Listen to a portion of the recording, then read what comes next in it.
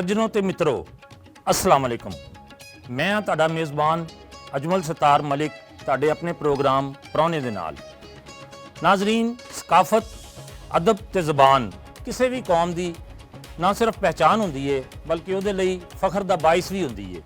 ਤੇ ਜਿਹੜੇ ਲੋਕ ਆਪਣੀ ਜ਼ਬਾਨ ਔਰ ਆਪਣੀ ਮਾਂ ਬੋਲੀ ਨੂੰ ਪਿਆਰ ਕਰਦੇ ਨੇ ਔਰ ਉਹਦੇ ਨਾਲ ਜੁੜੇ ਰਹਿੰਦੇ ਨੇ, ਉਹ ਆਪਣੀ ਰਵਾਇਤ ਔਰ ਆਪਣੀ ਤਹਿਜ਼ੀਬ ਨੂੰ ਹਮੇਸ਼ਾ ਜ਼ਿੰਦਾ ਰੱਖਦੇ ਨੇ।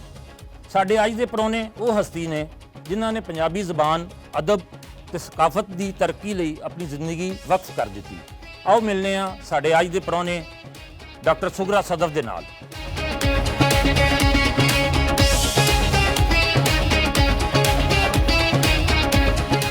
ਡਾਕਟਰ ਸਾਹਿਬ अस्सलाम वालेकुम। वालेकुम सलाम। ਪ੍ਰਾਹੁਣਿਆਂ 'ਚ ਤੁਹਾਨੂੰ ਖੁਸ਼ ਆਮਦੀਦ ਕਹਿੰਦੇ ਆ ਜਨਾਬ। जी ਡਾਕਟਰ ਸਾਹਿਬ, ਪਰਸਨਲ ਲਾਈਫ ਦੇ ਹਵਾਲੇ ਨਾਲ ਹੀ ਥੋੜ੍ਹਾ ਜਿਹਾ ਜ਼ਾਤੀ ਜ਼ਿੰਦਗੀ ਦੇ ਹਵਾਲੇ ਨਾਲ ਹੀ ਥੋੜ੍ਹਾ ਜਿਹਾ ਸ਼ੁਰੂ ਕਰਨੇ ਆ। ਤੇ ਆਮ ਤੌਰ ਤੇ ਦਿਨ ਦਾ ਆਗਾਜ਼ ਜਿਹੜਾ ਹੈ ਉਹ ਕਿਸ ਤਰ੍ਹਾਂ ਕਰਦੇ ਹੋ ਤੁਸੀਂ? मैं ना बड़ी सादा ज़िंदगी गुजारनी हाँ। अच्छा। पक्की एक मेरे अंदर पेंडू रूह है, इसलिए मैं सुबह बहुत जल्दी उठ जानी हाँ, यानी 4-4:30 बजे उठ जानी हाँ। अच्छा। और फिर मैं अपनी सेहत के हवाले नाल कई काम करनी, जिस तरह मैं योगा करनी हाँ और कुछ खाण पीण का अपने खास नाश्ता और बेटी ਲਈ ਤਿਆਰੀ। और सब तो वड्डी जिम्मेदारी तो मेरी होंदी कि मेरी बेटी टाइम नाल अपनी यूनिवर्सिटी चली जाए। तो वो इस तरह मेरे फिर वाक करनी आ, फिर अपने बूटियां नाल गल्लां करनी आ बाहर, वो देखनी आ कि कोई मसला तो नहीं, कोई सुंडी शुंडी तो नहीं लगी।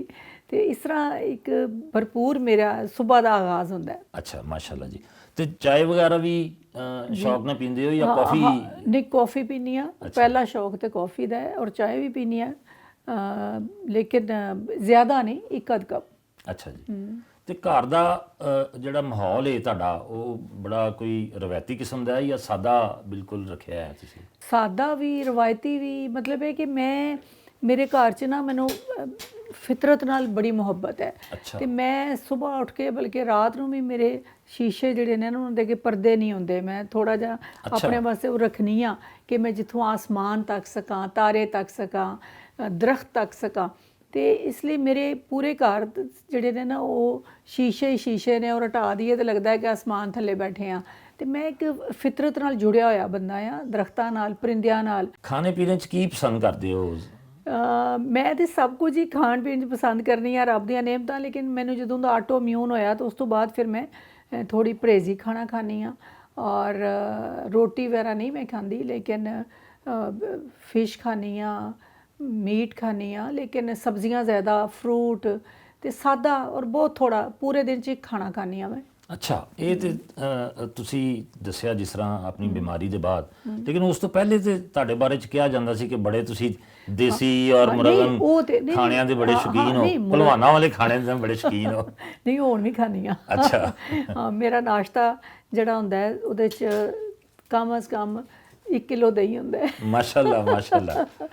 ਔਰ ਫਿਰ ਦਲੀਆ ਹੁੰਦਾ ਹੈ, ਦੁੱਧ ਵਿੱਚ ਬਣਿਆ ਹੁੰਦਾ ਦਲੀਆ, ਉਹਦੇ 'ਚ ਸਾਰੇ ਡਰਾਈ ਫਰੂਟ ਹੁੰਦੇ ਨੇ, ਬਦਾਮ, ਕਾਜੂ, ਸਾਰੇ ਡਰਾਈ ਫਰੂਟ ਉਹਦੇ 'ਚ ਪਾਏ ਹੁੰਦੇ ਨੇ। ਤੇ ਉਹ ਬੇਸ਼ੱਕ ਇੱਕ ਪਿਆਲੀ ਹੁੰਦਾ ਹੈ, ਲੇਕਿਨ ਉਹ ਪੂਰਾ ਇੱਕ ਭਰਿਆ ਹੁੰਦਾ ਹੈ ਹਰ ਤਰ੍ਹਾਂ ਦੀ ग़िज़ा ਨਾਲ। ਮਤਲਬ ਇੱਕ ਸਿਹਤਮੰਦ ग़िज़ਾ ਖਾਂਦੇ ਹੋ? ਹਾਂ, ਲੇਕਿਨ ਥੋੜਾ ਥੋੜਾ ਵਕਫਾ ਰੱਖ ਕੇ ਮੈਂ ਖਾਣੀ ਆ। ਔਰ ਦੁੱਧ ਦਹੀਂ ਨਾਲ ਕਿਉਂਕਿ ਪਿੰਡ ਨਾਲ ਤਾਲੁਕ ਹੈ, ਮੈਨੂੰ ਬੜਾ ਇੱਕ ਪਿਆਰ ਹੈ ਇਹਨਾਂ ਚੀਜ਼ਾਂ ਨਾਲ। ਇਹ ਨਹੀਂ ਕਿ ਮੈਂ ਕਿਸੇ ਵਜ੍ਹਾ ਤੋਂ ਖਾਣੀ ਆ, ਮੈਨੂੰ ਚੰਗਾ ਲੱਗਦਾ ਹੈ। ਔਰ ਰਾਤ ਨੂੰ ਮੈਂ ਦੁੱਧ ਪੀਨੀ ਆ ਔਰ ਉਹਦੇ 'ਚ 1 ਚਮਚ ਦੇਸੀ ਘੀ ਪਾ ਕੇ ਪੀਨੀ ਆ ਸੌਣ ਵੇਲੇ, ਤਾਂ ਨੀਂਦਰ ਬੜੀ ਚੰਗੀ ਆਉਂਦੀ ਹੈ। ਅਸੀਂ ਕਹਿ ਸਕਦੇ ਹਾਂ ਕਿ ਤੁਸੀਂ ਤੁਹਾਡੀ ਖੁਰਾਕ ਜਿਹੜੀ ਹੈ ਉਹ ਮਾਸ਼ਾਅੱਲਾ ਪਹਿਲਵਾਨਾਂ ਵਾਲੀ ਤੇ ਆਪ ਤੁਸੀਂ ਇੰਨੇ ਸਮਾਰਟ, ਤੇ ਯਾਨੀ ਕਿ ਸਿਹਤ ਤੁਹਾਡੀ ਸ਼ਹਿਜ਼ਾਦੀਆਂ ਵਾਲੀ ਤੇ ਖਾਣੇ ਤੁਹਾਡੇ ਪਹਿਲਵਾਨਾਂ ਵਾਲੇ। ਵਜ੍ਹਾ ਇਹ ਮਲਿਕ ਸਾਹਿਬ ਕਿ ਅਸੀਂ ਅਕਸਰ ਜਿਹੜੀ ग़िज़ा ਖਾਂਦੇ ਆ ਨਾ ਉਹ ਮੋਟਾ ਕਰਨ ਵਾਲੀ ਖਾਂਦੇ ਆ। ਤੇ ਇਹ ਜਿਸ ਤਰ੍ਹਾਂ ਮੈਂ ਦੱਸਿਆ ਕਿ ਦਹੀਂ ਮੈਂ ਖਾਂਦੀ ਆ, ਦਹੀਂ ਜਿਹੜਾ ਜਮਾਇਆ ਜਾਂਦਾ ਹੈ, ਅਸੀਂ ਦੁੱਧ ਇੱਕ ਬੜਾ ਖਾਲਿਸ ਦੁੱਧ ਕਿਧਰੋਂ ਲੈਂਦੇ ਆ। ਅੱਛਾ, ਉਹਨੂੰ ਪਹਿਲਾਂ ਚੰਗੀ ਤਰ੍ਹਾਂ ਗਰਮ ਕਰਕੇ ਸਾਰੀ ਮਲਾਈ ਉੱਪਰੋਂ ਲਾ ਲੈਂਦੇ ਆ, ਫਿਰ ਉਹਨੂੰ ਦਹੀਂ ਲਗਾਉਂਦੇ ਔਰ ਉਹ ਮੋਟਾ ਨਹੀਂ ਕਰਦਾ। ਇਸੇ ਤਰ੍ਹਾਂ ਦੇਸੀ ਘੀ ਮੋਟਾ ਨਹੀਂ ਕਰਦਾ। ਮੋਟਾ ਕੀ ਕਰਦਾ, ਮੈਂ ਚੀਨੀ ਨਹੀਂ ਖਾਂਦੀ, ਮੈਂ ਚਾਵਲ ਨਹੀਂ ਖਾਂਦੀ, ਰੋਟੀ ਨਹੀਂ ਖਾਂਦੀ। ਇਹ 3 ਚੀਜ਼ਾਂ ਮੋਟਾ ਕਰਦੀਆਂ ਨੇ। ਤੇ ਡਾਕਟਰ ਸਾਹਿਬ, ਜਿਸਲੇ ਤੁਸੀਂ ਫ੍ਰੀ ਹੁੰਦੇ ਹੋ, ਫਾਰਗ ਹੁੰਦੇ ਹੋ, ਮਤਲਬ ਅਗਰ ਮੈਂ ਕਹਾਂ ਕਿ ਤੁਹਾਨੂੰ 24 ਘੰਟੇ ਸਿਰਫ ਆਪਣੇ ਵਾਸਤੇ ਕੱਢਣੇ ਨੇ ਤੁਸੀਂ, ਤੇ ਤੁਸੀਂ ਕੀ ਕਰੋਗੇ ਉਹਦੇ 'ਚ?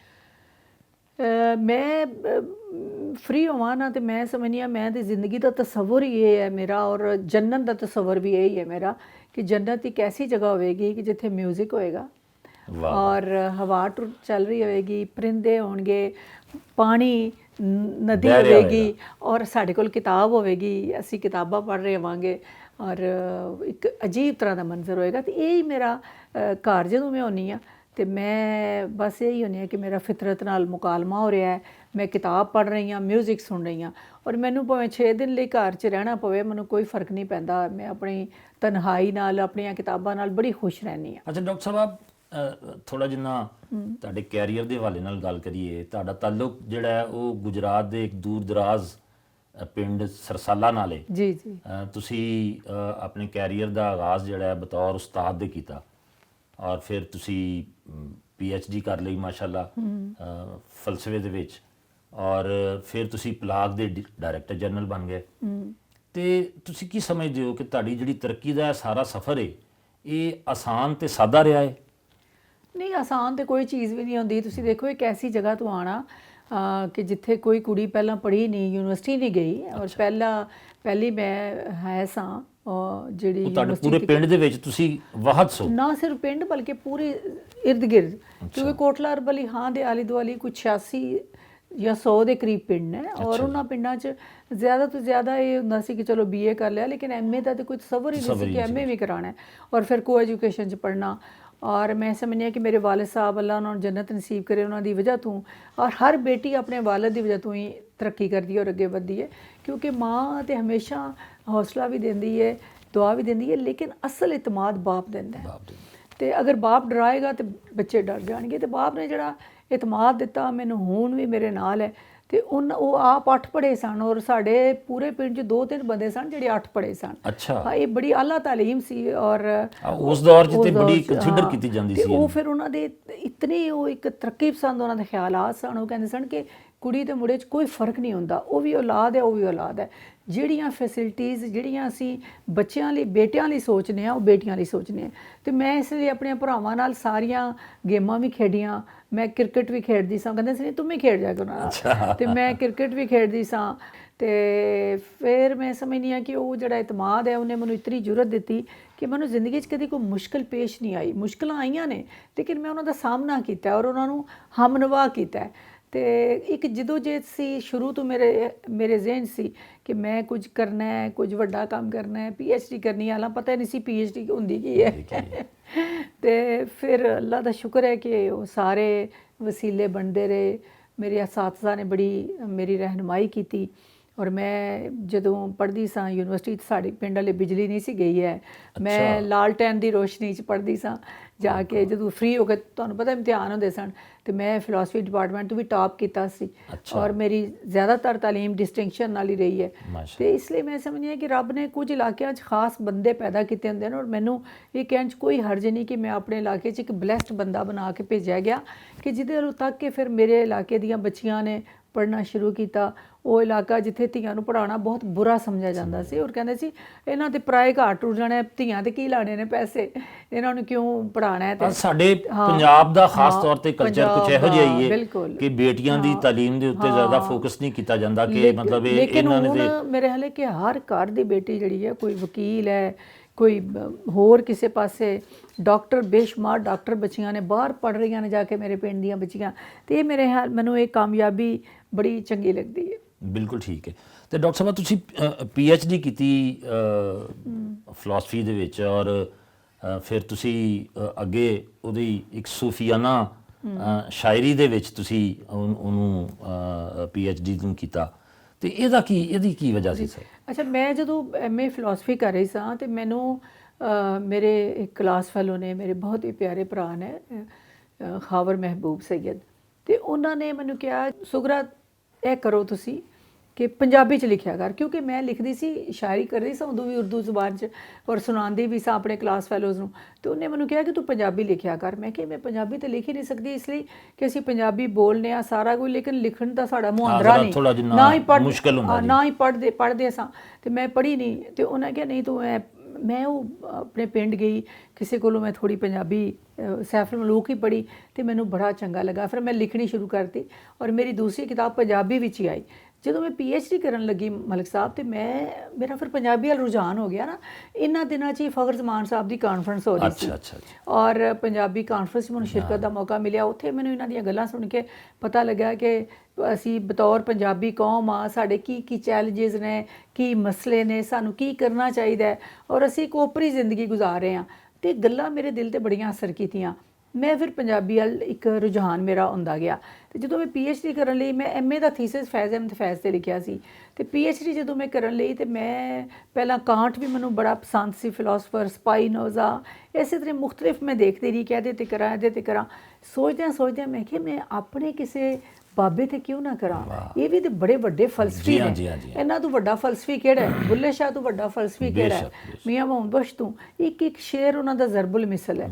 ਤੇ ਫਿਰ ਕਰਦਿਆਂ ਮੀਆਂ ਮੁਹੰਮਦ ਬਖਸ਼ ਤੇ ਗੱਲ ਆਈ ਔਰ ਉਸ ਹਵਾਲੇ ਨਾਲ ਮੈਂ ਤਕਰੀਬਨ 7 ਸਾਲ ਲਾਏ ਔਰ ਮੈਂ ਬੜੀ ਖੁਸ਼ ਹਾਂ, ਮੁਤਮਿਨ ਹਾਂ ਕਿ ਮੈਂ ਅੱਛਾ ਕੰਮ ਕਰ ਸਕੀ। ਕਿਉਂਕਿ ਮੀਆਂ ਸਾਹਿਬ ਤੇ ਜਿਤਨੀਆਂ PhD ਹੋਈਆਂ ਸੀ ਉਹ ਲਿੰਗੁਇਸਟਿਕ ਦੇ ਹਵਾਲੇ ਨਾਲ ਹੋਈਆਂ ਸਨ, ਯਾਨੀ ਅਦਬੀ ਹਵਾਲੇ ਨਾਲ, ਲਿਸਾਨੀ ਹਵਾਲੇ ਨਾਲ।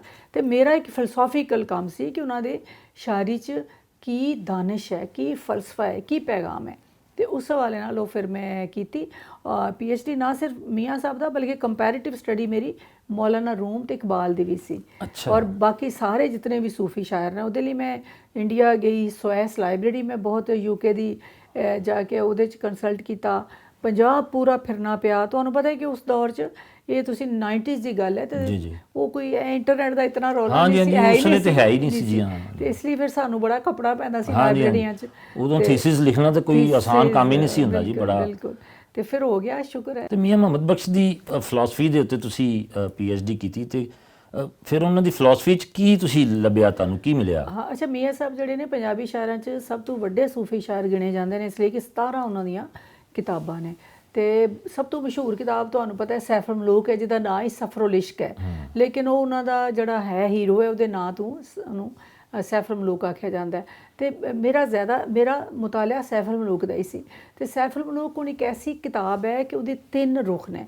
ਇੱਕ ਤੁਸੀਂ ਦੇਖੋਗੇ ਤੇ ਕੁੜੀ ਮੁੰਡੇ ਦੀ ਰੋਮਾਨਵੀ ਕਹਾਣੀ ਹੈ, ਇੱਕ ਇਸ਼ਕ ਹੈ, ਜਿਹੜਾ ਸ਼ਹਿਜ਼ਾਦਾ ਹੈ ਉਹ ਬਦੀਉਲ ਜਮਾਲ ਪਰੀ ਦੇ ਇਸ਼ਕ 'ਚ ਹਰ ਤਰ੍ਹਾਂ ਦੀ ਮੁਸ਼ਕਿਲ ਕੱਟਦਾ ਤੇ ਆਖਰ 'ਚ ਉਹਨੂੰ ਵਿਆਹ ਕੇ ਲੈ ਆਉਂਦਾ ਹੈ, ਯਾਨੀ ਇੱਕ ਰਵਾਇਤੀ ਕਹਾਣੀ ਹੈ। ਦੂਸਰੇ ਪਾਸੇ ਇੱਕ ਸਾਲਕ ਦੀ ਕਹਾਣੀ ਹੈ, ਜਿਹੜਾ ਕਿ ਸੂਫੀ ਹੈ, ਜਿਹੜਾ ਆਪਣੇ ਨਫਸ ਨੂੰ ਮਾਰਦਾ, ਜਿਹਨੂੰ ਕਦਮ ਕਦਮ ਤੇ ਰੁਕਾਵਟਾਂ ਨੇ ਔਰ ਉਹਨਾਂ ਸਾਰੀਆਂ ਦਾ ਸਾਹਮਣਾ ਕਰਦਿਆਂ ਹੋਇਆਂ, ਹਮਨਵਾ ਬਣਾਉਂਦਿਆਂ ਹੋਇਆਂ, ਉਹ ਆਪਣੇ ਨਫਸ ਨੂੰ ਪਾਕ ਕਰਦਿਆਂ ਹੋਇਆਂ ਰੱਬ ਦੀ ਰੂਹ ਤੱਕ ਪੜਦਾ ਹੈ।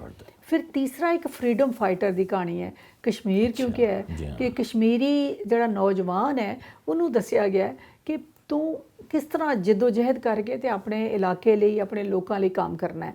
ਤੇ ਉਹ ਬਦੀਉਲ ਜਮਾਲ ਪਰੀ ਹੈ, ਸ਼ਹਿਜ਼ਾਦਾ ਇਨਸਾਨ ਹੈ। ਫਿਰ ਮੀਆਂ ਸਾਹਿਬ ਨੇ, ਜਿਸ ਤਰ੍ਹਾਂ ਅਸੀਂ ਸੂਫੀਆਂ ਦੇ ਗੱਲ ਕਰਨੇ ਆ ਕਿ ਆਫਾਕੀ ਹੈ ਉਹਨਾਂ ਦੀ, ਯੂਨੀਵਰਸੈਲਿਟੀ ਹੈ ਉਹਨਾਂ ਦੀ, ਤੇ ਮੀਆਂ ਸਾਹਿਬ ਦੀ ਐਸੀ ਆਫਾਕੀਅਤ ਹੈ ਕਿ ਇਹਦੇ 'ਚ ਨਾ ਸਿਰਫ ਪੂਰੀ ਦੁਨੀਆ ਦੇ ਇਨਸਾਨ ਬਲਕਿ ਜਿੰਨ, ਦਿਓ, ਪਰੀਆਂ, ਹਰ ਤਰ੍ਹਾਂ ਦੀ ਮਖਲੂਕ। ਉਹ ਕਹਿੰਦੇ ਨੇ ਕਿ ਇੱਕ ਰੱਬ ਨੇ ਪੈਦਾ ਕੀਤਾ ਨੇ ਜਿਤਨੀ ਮਖਲੂਕ ਉਹ ਸਾਰੇ ਕੁੰਭਾ ਹੈ, ਇਸ ਲਈ ਕੋਈ ਫਰਕ ਨਹੀਂ ਹੈ ਕਿ ਕੋਈ ਪਰੀ ਜਿਹਦੇ 'ਚ ਅੱਗ ਜ਼ਿਆਦਾ ਪੈ ਗਈ ਉਹ ਪਰੀ ਹੋ ਗਈ, ਜਿਹਦੇ 'ਚ ਮਿੱਟੀ ਜ਼ਿਆਦਾ ਹੋਈ ਉਹ ਇਨਸਾਨ ਬਣ ਗਿਆ, ਲੇਕਿਨ ਇੱਕੋ ਹੀ ਕੁੰਭਾ ਹੈ। ਤੇ ਇਸ ਤਰ੍ਹਾਂ ਇਹ ਬਹੁਤ ਹੀ ਖੂਬਸੂਰਤ ਕਹਾਣੀ ਹੈ ਔਰ ਇਹਨੂੰ ਮੇਰੇ ਖਿਆਲ ਹੈ ਕਿ ਹਰ ਬੰਦੇ ਨੂੰ ਪੜ੍ਹਨਾ ਚਾਹੀਦਾ ਹੈ। ਫਿਰ ਜਿਹੜੀਆਂ ਜ਼ਰਬੁਲ ਮਿਸਲ ਨੇ, ਲੋਏ ਲੋਏ ਭਰ ਲੈ ਕੁੜੀਏ, ਐਸੇ ਤਰ੍ਹਾਂ ਦੁਸ਼ਮਣ ਮਰੇ ਤੇ ਖੁਸ਼ੀ ਨਾ ਕਰੀਏ, ਸਜਣਾ ਵੀ ਮਰ ਜਾਣਾ, ਤੇ ਐਸੀਆਂ ਗੱਲਾਂ ਨੇ ਕਿ ਇੱਕ ਇੱਕ ਸ਼ੇਰ ਤੇ ਕਿਤਾਬ ਲਿਖੀ ਜਾ ਸਕਦੀ ਹੈ। ਸੂਫੀਆਨਾ ਸ਼ਾਇਰੀ ਦੇ ਵਿੱਚ ਤੇ ਜ਼ਿਆਦਾਤਰ ਲੋਕ ਇਹੀ ਕਹਿੰਦੇ ਨੇ ਕਿ ਜੀ ਬਸ ਉਹ ਅੱਲਾ ਨਾਲ ਲੌ ਲਾਣੀ ਹੈ ਤੇ ਥੋੜਾ ਜਿਹਾ ਮਜ਼ਹਬ ਦੇ ਨਾਲ, ਅੱਲਾ ਨਾਲ ਲੋ ਬੰਦੇ ਤੋਂ ਬਗੈਰ ਕਦੇ ਵੀ ਨਹੀਂ ਲੱਗਦੀ। ਦੇਖੋ, ਇਨਸਾਨ ਪੁੱਲ ਹੈ, ਮਰਦ ਤੇ ਔਰਤ ਜਿਹੜੇ ਨੇ ਉਹਨਾਂ ਦੀ ਮੁਹੱਬਤ ਸਭ ਤੋਂ ਹਕੀਕੀ ਤੇ ਖਾਲਸ ਸੱਚੀ ਮੁਹੱਬਤ ਹੈ, ਕਿਉਂਕਿ ਕੋਈ ਵੀ ਬੰਦਾ ਜਿਹੜਾ ਹੁੰਦਾ ਉਹ ਇਕੱਲਾ ਉਸ ਪੁੱਲ ਤੋਂ ਪਾਰ ਨਹੀਂ ਗਿਆ ਅਜ ਤੱਕ, ਰੱਬ ਤੀਕਰ ਨਹੀਂ ਅਪੜਿਆ। ਇੱਕ ਤੁਸੀਂ ਦੇਖੋ ਨਾ, ਇੱਕ ਸਾਰਾ ਮੁਜਾਹਿਦਾ ਕਰ ਰਿਹਾ ਹੁੰਦਾ, ਇੱਕ ਪ੍ਰੈਕਟਿਸ ਹੈ। ਔਰਤ ਮਰਦ ਜਿਹੜੀ ਮੁਹੱਬਤ ਹੈ ਉਹਦੇ ਵਿੱਚ ਉਹ ਸਾਰੇ ਪ੍ਰੈਕਟਿਸ ਕਰਕੇ, ਯਾਨੀ ਮੁਰਸ਼ਦ ਦਾ ਇੱਕ ਤਸੱਵਰ ਵੀ ਤੁਸੀਂ ਕਰ ਲਓ, ਜਿਸ ਤਰ੍ਹਾਂ ਉਹ ਸਾਰਾ ਕਰਕੇ ਤੇ ਰੱਬ ਤੀਕਰ ਅਪੜ ਹੁੰਦਾ ਹੈ। ਕੋਈ ਛਾਲ ਮਾਰ ਕੇ ਤੁਸੀਂ ਰੱਬ ਤੀਕਰ ਨਹੀਂ ਅਪੜ ਸਕਦੇ।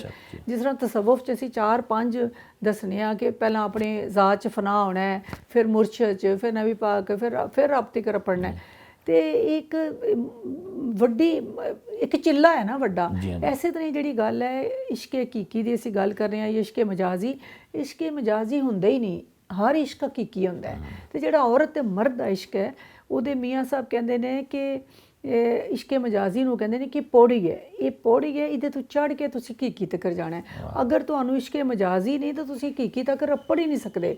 ਔਰ ਅੱਜ ਦਾ ਮੇਰੇ ਹਾਲ ਹੈ ਕੋਈ ਵੀ ਮਾਡਰਨ ਸ਼ਾਇਰ ਵੀ ਹਿੰਦੀ ਸ਼ਾਇਰੀ ਨਹੀਂ ਕਰ ਸਕਦਾ। ਕੀ ਫਰਮਾਉਂਦੇ ਨੇ ਇਸ ਹਵਾਲੇ ਨਾਲ ਮੀਆਂ ਸਾਹਿਬ?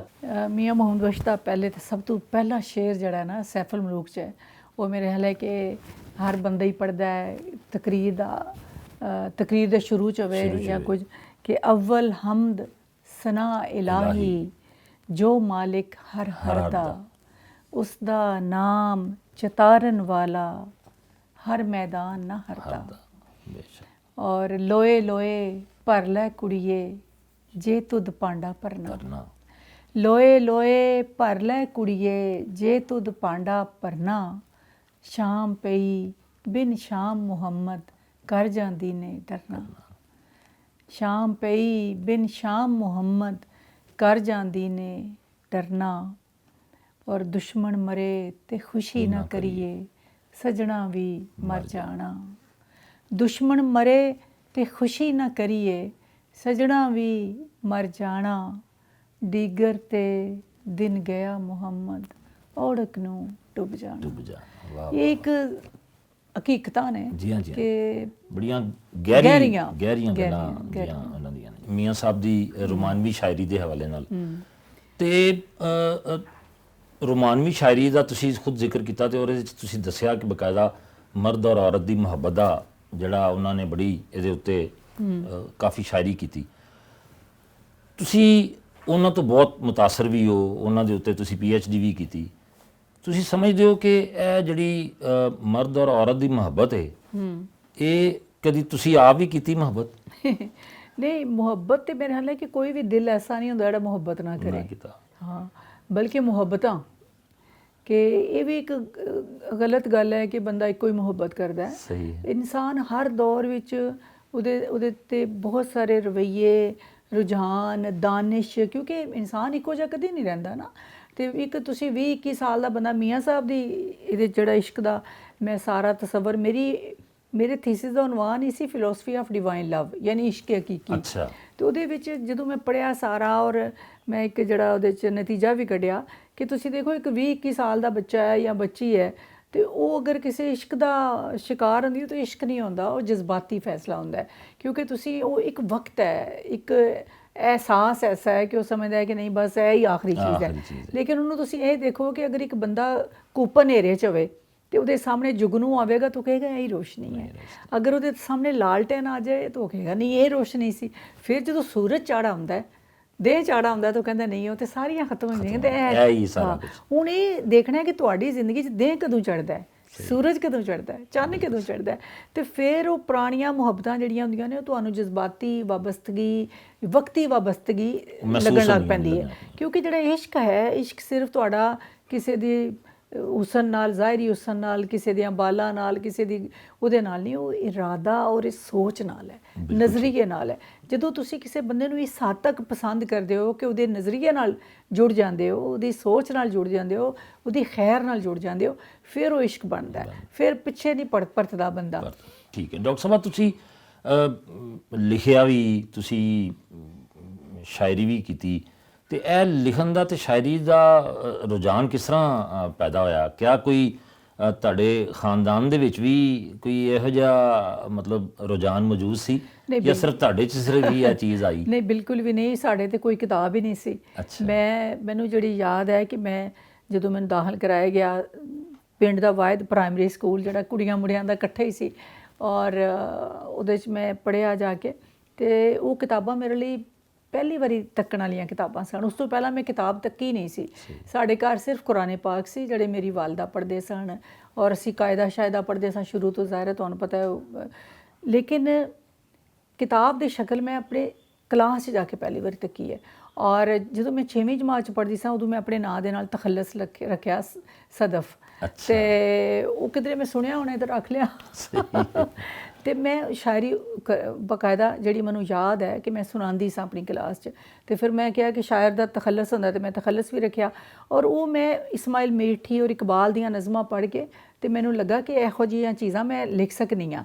ਯਾਨੀ ਮੈਨੂੰ ਉਹ ਵਜ਼ਨ ਸ਼ਜ਼ਨ ਦਾ ਤੇ ਨਹੀਂ ਸੀ ਇਸ ਤਰ੍ਹਾਂ ਪਤਾ, ਲੇਕਿਨ ਮੈਨੂੰ ਜਿਸ ਤਰ੍ਹਾਂ ਰਦੀਫ ਕਾਫੀਆ ਔਰ ਜਿਸ ਤਰ੍ਹਾਂ ਹਮ ਮੈਨੇ ਇੱਕ ਹੁੰਦਾ ਹੈ, ਹਮ ਆਵਾਜ਼ ਹੁੰਦਾ ਹੈ, ਉਹ ਮੈਨੂੰ ਲੱਗਦਾ ਸੀ ਕਿ ਮੈਂ ਇਸ ਤਰ੍ਹਾਂ ਦੇ ਬਣਾ ਸਕਦੀ ਹਾਂ। ਫਿਰ ਮੈਂ ਗੁਜਰਾਤ ਆ ਗਈ ਕਾਲਜ 'ਚ, ਔਰ ਗੁਜਰਾਤ ਹੋਸਟਲ 'ਚ ਅਸੀਂ ਰਹਿੰਦੇ ਸਾਂ। ਉੱਥੇ ਸ਼ਾਹੀਨ ਮੁਫਤੀ ਮੇਰੇ ਉਸਤਾਦ ਸਨ, ਔਰ ਬੜਾ ਮਾਹੌਲ ਸੀ ਉੱਥੇ, ਵੱਡੇ ਵੱਡੇ ਸ਼ਾਇਰਾਂ ਨਾਲ ਮੁਲਾਕਾਤ ਹੋਈ। ਜਿਤਨੇ ਵੀ ਸਾਡੇ ਦੌਰ ਦੇ ਵੱਡੇ, ਤੁਸੀਂ ਅਹਿਮਦੀਨ ਕਾਸਮੀ, ਫੈਜ਼ ਅਹਿਮਦ ਫੈਜ਼, ਮੁਨੀਰ ਨਿਆਜ਼ੀ, ਇਹ ਸਾਰੇ ਲੋਕ ਜਿਹੜੇ ਸਨ ਇਹਨਾਂ ਦੇ ਨਾਲ ਮੁਲਾਕਾਤ ਹੋਈ। ਮੁਸ਼ਾਇਰਿਆਂ 'ਚ ਅਸੀਂ ਇਹਨਾਂ ਨੂੰ, ਕਿਉਂਕਿ ਮੈਂ ਆਪਣੇ ਹੈੱਡ ਗਰਲ ਵੀ ਸਾਂ ਔਰ ਇਲੈਕਸ਼ਨ ਵੀ ਲੜਦੀ ਸਾਂ, ਇੱਕ ਭਰਪੂਰ ਜ਼ਿੰਦਗੀ ਮੈਂ ਗੁਜ਼ਾਰੀ ਹੈ। ਤੇ ਉਹ ਇੰਤਜ਼ਾਮਾਤ 'ਚ ਅੱਗੇ ਅੱਗੇ ਹੋਣਾ, ਤੇ ਫਿਰ ਇਹ ਜਦੋਂ ਮੁਸ਼ਾਇਰਾ ਆਉਣਾ ਤੇ ਇਹਨਾਂ ਲੋਕਾਂ ਨੂੰ, ਮੈਂ ਕਦੀ ਉਹਨਾਂ ਦਾ ਮੁਸ਼ਾਇਰਾ ਪੜ੍ਹਿਆ ਤੇ ਨਹੀਂ, ਲੇਕਿਨ ਮੈਂ ਉਹਨਾਂ ਨੂੰ ਮਿਲਣ ਦਾ ਮੈਨੂੰ ਮੌਕਾ ਮਿਲਿਆ ਔਰ ਇੱਕ ਤਰਬੀਅਤ ਹੋਈ। ਫਿਰ ਯੂਨੀਵਰਸਿਟੀ 'ਚ ਆ ਕੇ ਮੈਂ ਬਾਕਾਇਦਾ ਪੰਜਾਬ ਯੂਨੀਵਰਸਿਟੀ 'ਚ, ਤੇ ਫਿਰ ਮੇਰੀ ਇੱਥੇ ਅਹਿਮਦੀਨ ਕਾਸਮੀ ਸਾਹਿਬ ਨਾਲ ਬਾਕੀ ਲੋਕਾਂ ਨਾਲ ਮੁਲਾਕਾਤਾਂ ਹੋਈਆਂ, ਔਰ ਅਦਬੀ ਮਹਿਫਲਾਂ 'ਚ ਪਾਰਟੀ ਹਾਊਸ ਜਾਂਦੀ ਸਾਂ ਮੈਂ, ਮੁੰਨੂ ਭਾਈ ਔਰ ਸਾਰੇ ਲੋਕ ਬੈਠੇ ਹੁੰਦੇ ਸਨ, ਸੁਣਨ ਦਾ ਮੌਕਾ ਮਿਲਿਆ ਮੈਨੂੰ। ਤੇ ਫਿਰ ਮੇਰੀ ਤਰਬੀਅਤ ਹੋਈ ਹੋਰ, ਔਰ ਮੈਂ ਆਪਣੇ ਆਪ ਨੂੰ ਦਰਿਆਫਤ ਕੀਤਾ। ਤੇ ਵਾਰਿਸ ਮੀਰ ਸਾਹਿਬ ਔਰ ਬਹੁਤ ਸਾਰੇ ਲੋਕਾਂ ਨਾਲ ਸਾਡਾ ਰਾਬਤਾ, ਅਸ਼ਫਾਕ ਅਹਿਮਦ, ਬਾਨੋ ਕੁਦਸੀਆ, ਤੇ ਇਹਨਾਂ ਦੇ ਨਾਲ ਬਹੁਤ ਯੂਨੀਵਰਸਿਟੀ ਦੇ ਦੌਰ 'ਚ ਮੇਰਾ ਉਹ ਰਾਬਤਾ ਰਿਹਾ। ਤੇ ਇਹਨਾਂ ਸਾਰਿਆਂ ਲੋਕਾਂ ਦਾ ਮੇਰੀ ਜ਼ਿੰਦਗੀ 'ਚ ਹਿੱਸਾ ਹੈ। ਮੈਨੂੰ ਆਪਣੇ ਆਪ ਨੂੰ ਦਰਿਆਫਤ ਕਰਨ 'ਚ ਇਹਨਾਂ ਨੇ ਮੇਰਾ ਸਾਥ ਦਿੱਤਾ। ਅੱਛਾ, ਵੈਰੀ ਗੁੱਡ। ਤੁਸੀਂ ਪੰਜਾਬੀ 'ਚ ਵੀ ਲਿਖਿਆ, ਉਰਦੂ 'ਚ ਵੀ ਲਿਖਿਆ, ਤੇ ਕਿਹੜੀ ਜ਼ੁਬਾਨ ਜਿਹੜੀ ਹੈ ਉਹ ਤੁਸੀਂ ਸਮਝਦੇ ਹੋ ਦਿਲ ਦੇ ਜ਼ਿਆਦਾ ਕਰੀਬ ਹੈ? ਜ਼ਾਹਿਰ ਹੈ ਪੰਜਾਬੀ ਤਾਂ ਰੂਹ ਦੀ ਜ਼ੁਬਾਨ ਹੈ ਨਾ, ਦਿਲ ਦੀ ਤੇ ਦਿਲ ਤੋਂ ਵੀ ਅੱਗੇ ਦੀ ਗੱਲ ਹੈ। ਪੰਜਾਬੀ ਤਾਂ ਰੂਹ ਦੀ ਜ਼ੁਬਾਨ ਹੈ, ਔਰ ਮੈਂ ਸਮਝ ਜਦੋਂ ਮੈਂ ਪੰਜਾਬੀ ਲਿਖਣੀ ਆ ਤੇ ਮੈਂ ਫਿਰ ਆਪਣੀ ਰੂਹ ਨਾਲ ਗੱਲ ਕਰਨੀ ਆ, ਰੂਹ ਦੀਆਂ ਗੱਲਾਂ ਕਰਨੀਆਂ, ਦਿਲ ਦੀਆਂ ਗੱਲਾਂ ਕਰਨੀਆਂ। ਤੇ ਉਰਦੂ ਵੀ ਹੁਣ ਆਪਣੀ ਜ਼ੁਬਾਨ ਹੈ, ਕਿਉਂਕਿ ਜ਼ਾਹਿਰ ਹੈ ਇਤਨਾ ਅਰਸਾ ਅਸੀਂ 75 ਸਾਲ ਤੋਂ ਨਾਲ ਲੈ ਕੇ ਟੁਰ ਰਹੇ ਹਾਂ, ਰਾਬਤੇ ਦੀ ਜ਼ੁਬਾਨ ਹੈ, ਕੋਈ ਦੁਸ਼ਮਣੀ ਨਹੀਂ ਉਰਦੂ ਨਾਲ, ਲੇਕਿਨ ਮੇਰੀ ਪਹਿਲੀ ਮੁਹੱਬਤ ਪੰਜਾਬੀ ਹੈ। ਮਤਲਬ ਤੁਸੀਂ ਕੀ ਸਮਝਦੇ ਹੋ ਕਿ ਤੁਹਾਨੂੰ ਕਿਸ ਹਵਾਲੇ ਨਾਲ ਯਾਦ ਰੱਖਿਆ ਜਾਵੇ? ਪੰਜਾਬੀ ਦੇ ਵੱਲ ਨਾਲ। ਪੰਜਾਬੀ ਦੇ ਵੱਲ, ਬਿਲਕੁਲ ਬਿਲਕੁਲ ਠੀਕ ਹੈ। ਤੇ ਤੁਹਾਨੂੰ ਪੰਜਾਬੀ ਜ਼ੁਬਾਨ ਔਰ ਸਕਾਫਤ ਦੀ ਸਫੀਰ ਵੀ ਕਿਹਾ ਜਾਂਦਾ ਹੈ, ਲੇਕਿਨ ਕੁਝ ਹਲਕੇ ਕਹਿੰਦੇ ਨੇ ਕਿ ਜੀ ਤੁਹਾਡੀ ਸ਼ਾਇਰੀ ਦੇ ਵਿੱਚ ਉਰਦੂ ਦਾ ਅਸਰ ਜ਼ਿਆਦਾ ਹੈ। ਕਿਆ ਇਹ ਸੱਚ ਹੈ? ਨਹੀਂ, ਬਿਲਕੁਲ ਵੀ ਨਹੀਂ। ਅੱਛਾ, ਸ਼ੁਰੂ ਜਿਹੜੀ ਹੁਣ ਮੇਰੀ ਕਿਤਾਬ ਆਈ ਹੈ ਪਿਛਲੇ 2023 'ਚ, ਬੜੀ ਠੇਠ ਮੇਰੀ ਹੈ ਪੰਜਾਬੀ, ਲੇਕਿਨ ਸ਼ੁਰੂ ਜਦੋਂ ਮੇਰੀ ਕਿਤਾਬ ਆਈ, ਤੁਹਾਨੂੰ ਮੈਂ ਜਿਸ ਤਰ੍ਹਾਂ ਦੱਸਿਆ ਕਿ ਮੈਂ ਪੰਜਾਬੀ ਪੜ੍ਹੀ ਤੇ ਨਹੀਂ ਨਾ ਹੈ, ਮੈਂ ਤੇ ਜਿਸ ਤਰ੍ਹਾਂ ਹੁੰਦਾ ਹੈ ਕਿ ਇੱਕ ਬੰਦੇ ਨੇ ਪੰਜਾਬੀ ਪੜ੍ਹੀ ਹੋਵੇ, ਮੈਂ ਪੜ੍ਹੀ ਤੇ ਨਹੀਂ ਸੀ। 90s ਦੀ ਗੱਲ ਹੈ, 89 ਜਾਂ 90 ਦੀ ਗੱਲ, ਮੇਰੀ ਪਹਿਲੀ ਕਿਤਾਬ ਆਈ। ਤੇ ਉਦੋਂ ਇੱਕ ਉਸੇ ਤਰ੍ਹਾਂ ਜਿਹੜੀ ਅਸੀਂ ਘਰ ਬੋਲਦੇ ਸਾਂ, ਇਸੇ ਤਰ੍ਹਾਂ ਦੀ ਉਹਦੇ 'ਚ ਹੈ ਸੀ ਸ਼ਾਇਰੀ। ਲੇਕਿਨ ਇਹ ਵੀ ਨਹੀਂ ਕਿਹਾ ਜਾ ਸਕਦਾ ਕਿ ਬਹੁਤ ਸਾਰੀ ਉਰਦੂ ਹੈ, ਲੇਕਿਨ ਤੁਸੀਂ ਉਰਦੂ ਤੇ ਪੰਜਾਬੀ ਨੂੰ ਇਤਨਾ ਵੱਖ ਨਹੀਂ ਕਰ ਸਕਦੇ। ਉਰਦੂ ਪੰਜਾਬੀ ਦੀ ਧੀ ਹੈ, ਉਰਦੂ ਪੰਜਾਬੀ ਵਿੱਚੋਂ ਨਿਕਲੀ ਹੈ। ਅਕਸਰ ਲੋਕ ਹੁਣ ਸਾਨੂੰ ਫੋਨ ਕਰਦੇ ਨੇ, ਜੀ ਸੁਗਾਤ ਨੂੰ ਉਰਦੂ 'ਚ ਕੀ ਕਹਿੰਦਾ? ਮੈਂ ਕਿਹਾ ਸੁਗਾਤ ਦਾ ਲਫ਼ਜ਼ ਪੰਜਾਬੀ 'ਚ ਉਰਦੂ 'ਚ ਗਿਆ, ਠੀਕ ਹੈ। ਹਾਂ, ਇਸ ਲਈ ਬਹੁਤ ਸਾਰੇ ਸਾਡੇ ਅੱਖਰ ਜਿਹੜੇ ਨੇ ਉਹ ਪੰਜਾਬੀ ਵਿੱਚੋਂ ਹੀ ਉਰਦੂ 'ਚ ਗਏ ਨੇ। ਪੰਜਾਬੀ ਨੂੰ ਕਿਹਾ ਜਾ ਸਕਦਾ ਕਿ ਪੰਜਾਬੀ ਬੜੀ ਇੱਕ ਰਿਚ, ਇੱਕ ਅਮੀਰ ਜ਼ਬਾਨ ਹੈ। ਅਮੀਰ ਜ਼ਬਾਨ ਹੈ, ਔਰ ਤੁਸੀਂ ਦੇਖੋ ਕਿ ਦੁਨੀਆ ਦੀ 10 ਵੱਡੀਆਂ ਜ਼ਬਾਨਾਂ 'ਚੋਂ ਇੱਕ ਜ਼ਬਾਨ ਹੈ। ਔਰ ਫਿਰ ਜਿਹਦੇ ਵਿੱਚ ਇਤਨੇ 7 ਵੱਡੇ ਸੂਫੀ, ਤੁਹਾਡੇ ਆਲਮੀ ਸਤ੍ਹਾ ਦੇ ਸੂਫੀ ਬੈਠੇ ਹੋਏ ਨੇ। ਔਰ ਤੁਸੀਂ ਪੰਜਾਬ ਨਾਲ ਤੇ ਦੇਖੋ ਨਾ, ਬੜਾ ਧਰੋਹ ਹੋਇਆ ਪੰਜਾਬੀ ਜ਼ਬਾਨ ਨਾਲ, ਕਿ ਅੱਜ ਤੱਕ ਕਿਸੇ ਹਕੂਮਤ ਨੇ ਪੰਜਾਬੀ ਜ਼ਬਾਨ ਨਾਫਜ਼ ਨਹੀਂ ਕੀਤਾ। ਬਾਕੀ ਸਾਰਿਆਂ ਸੂਬਿਆਂ ਵਿੱਚ ਉੱਥੇ ਦੀਆਂ ਮਾਦਰੀ ਜ਼ਬਾਨਾਂ ਨਾਫਜ਼ ਨੇ, ਲੇਕਿਨ ਪੰਜਾਬ ਵਿੱਚ ਨਹੀਂ ਨਾਫਜ਼। ਇਸ ਦੇ ਬਾਵਜੂਦ ਇਹ ਬਾਬਿਆਂ ਦੀ ਕਲਾਮ ਦੀ ਬਰਕਤ ਹੈ ਕਿ ਅੱਜ ਕੋਈ ਗੁਲੂਕਾਰ ਤੁਹਾਡਾ ਉੱਠ ਕੇ ਆਏਗਾ ਤੇ ਉਹ ਪੰਜਾਬੀ ਗਾਣੇ ਤੋਂ ਬਗੈਰ ਉਹਨੂੰ ਬਰਕਤ ਹੀ ਨਹੀਂ ਪੈਂਦੀ, ਠੀਕ ਹੈ ਨਾ। ਉਹ ਪੰਜਾਬੀ ਭਾਵੇਂ ਪੜ੍ਹੇ ਭਾਵੇਂ ਨਾ, ਉਹਨੇ ਬੁੱਲੇ ਸ਼ਾਹ ਨੂੰ ਜ਼ਰੂਰ ਗਾਣਾ, ਉਹਨੇ ਮੀਆਂ ਮੁਹੰਮਦ ਨੂੰ ਜ਼ਰੂਰ ਗਾਣਾ।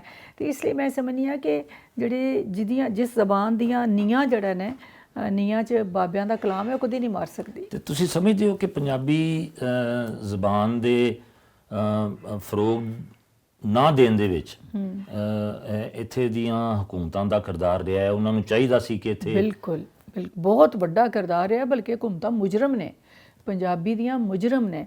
ਦੇਖੋ, ਹਰ ਹਕੂਮਤ ਹੁੰਦੀ ਹੈ, ਉਹਦਾ ਕੰਮ ਹੁੰਦਾ ਹੈ ਕਿ ਅਸੀਂ ਕੋਈ ਇੱਕ ਕੌਮ ਨਹੀਂ ਆ ਪਾਕਿਸਤਾਨ ਦੀ। ਸਭ ਤੋਂ ਪਹਿਲਾਂ ਇਹ ਗੱਲ ਜ਼ਿਹਨ 'ਚ ਰੱਖਣ ਵਾਲੀ ਹੈ ਕਿ ਪਾਕਿਸਤਾਨ ਮੁਖਤਲਿਫ ਕੌਮਾਂ ਦਾ ਇੱਕ ਗੁਲਦਸਤਾ ਹੈ। ਯਾਨੀ ਅਸੀਂ ਪੰਜਾਬੀ ਹਾਂ, ਬਲੋਚੀ, ਔਰ ਪਸ਼ਤੂਨ, ਸਿੰਧੀ, ਕਸ਼ਮੀਰੀ ਸਾਰੇ ਅਸੀਂ ਇੱਕ ਗੁਲਦਸਤੇ ਵਾਂਗ ਆ। ਤੁਸੀਂ ਦੇਖੋ ਗੁਲਦਸਤੇ 'ਚ 5 ਰੰਗਾਂ ਦੇ ਫੁੱਲ ਕਿੱਡੇ ਸੋਹਣੇ ਲੱਗਦੇ ਨੇ। ਤੁਸੀਂ ਕਿਉਂ ਚਾਹੁੰਦੇ ਹੋ ਕਿ ਉਹਨਾਂ ਸਾਰਿਆਂ ਚਿੱਟਾ ਰੰਗ ਜਾਂ ਕਾਲਾ ਰੰਗ ਕੀਤਾ ਜਾਂ ਸੂਹਾ ਰੰਗ ਕੀਤਾ ਜਾਏ? ਤੇ ਅਸੀਂ ਹਜ਼ਾਰਾਂ ਸਾਲਾਂ ਤੋਂ ਆਪਣੀ ਵੱਖਰੀ ਜ਼ਬਾਨ, ਕਲਚਰ ਦੇ ਤਹਿਤ ਜ਼ਿੰਦਾ ਰਹਿ ਰਹੇ ਸਾਂ। ਹੁਣ ਇਹਨਾਂ ਸਾਰਿਆਂ ਸੂਬਿਆਂ ਨੇ ਰਲ ਕੇ ਫੈਸਲਾ ਕੀਤਾ ਕਿ ਅਸੀਂ ਇੱਕ ਛਤਰੀ ਪਾਕਿਸਤਾਨ ਦੀ ਤੇ ਥੱਲੇ ਰਹਿਣਾ, ਠੀਕ ਹੈ। ਹੁਣ ਜਦੋਂ ਇਹ ਬਣ ਗਿਆ, ਫਿਰ ਸਾਡੇ ਕੁਝ ਜਿਹੜੇ ਇੰਡੀਆ ਤੋਂ ਆਏ ਸਨ ਹਿਜਰਤ ਕਰਕੇ, ਉਹਨਾਂ ਲੋਕਾਂ ਨੇ ਇਤਨਾ ਪੰਜਾਬੀਆਂ ਨੂੰ ਦਬਾਇਆ ਕਿ ਬਿਲਕੁਲ, ਕਿਉਂਕਿ ਪੰਜਾਬੀ ਜ਼ਿਆਦਾ ਸਨ ਤਾਦਾਦ 'ਚ, ਕਿ ਇਹਨਾਂ ਦੀ ਸ਼ਨਾਖਤ ਹੀ ਮੁਕਾ ਕੇ ਰੱਖ ਦਿੱਤੀ। ਮੈਂ ਲਾਈਟਨਰ ਦੀ ਸੀ ਇੱਕ ਕਿਤਾਬ ਦਾ ਤਰਜਮਾ ਕਰਾਇਆ ਸੀ ਕਿ ਜਿਹਦੇ 'ਚੋਂ ਲਿਖਦਾ ਹੈ ਕਿ ਜਦੋਂ ਪੰਜਾਬੀ ਮਾਦਰੀ ਜ਼ਬਾਨ ਹੈ, ਜਿਹੜੀ ਇਹਨਾਂ ਦੀ ਸਕੂਲ ਦੀ ਜ਼ਬਾਨ ਸੀ, ਤੇ 100% ਸ਼ਰਾਖਵਾਂਦਗੀ ਸੀ।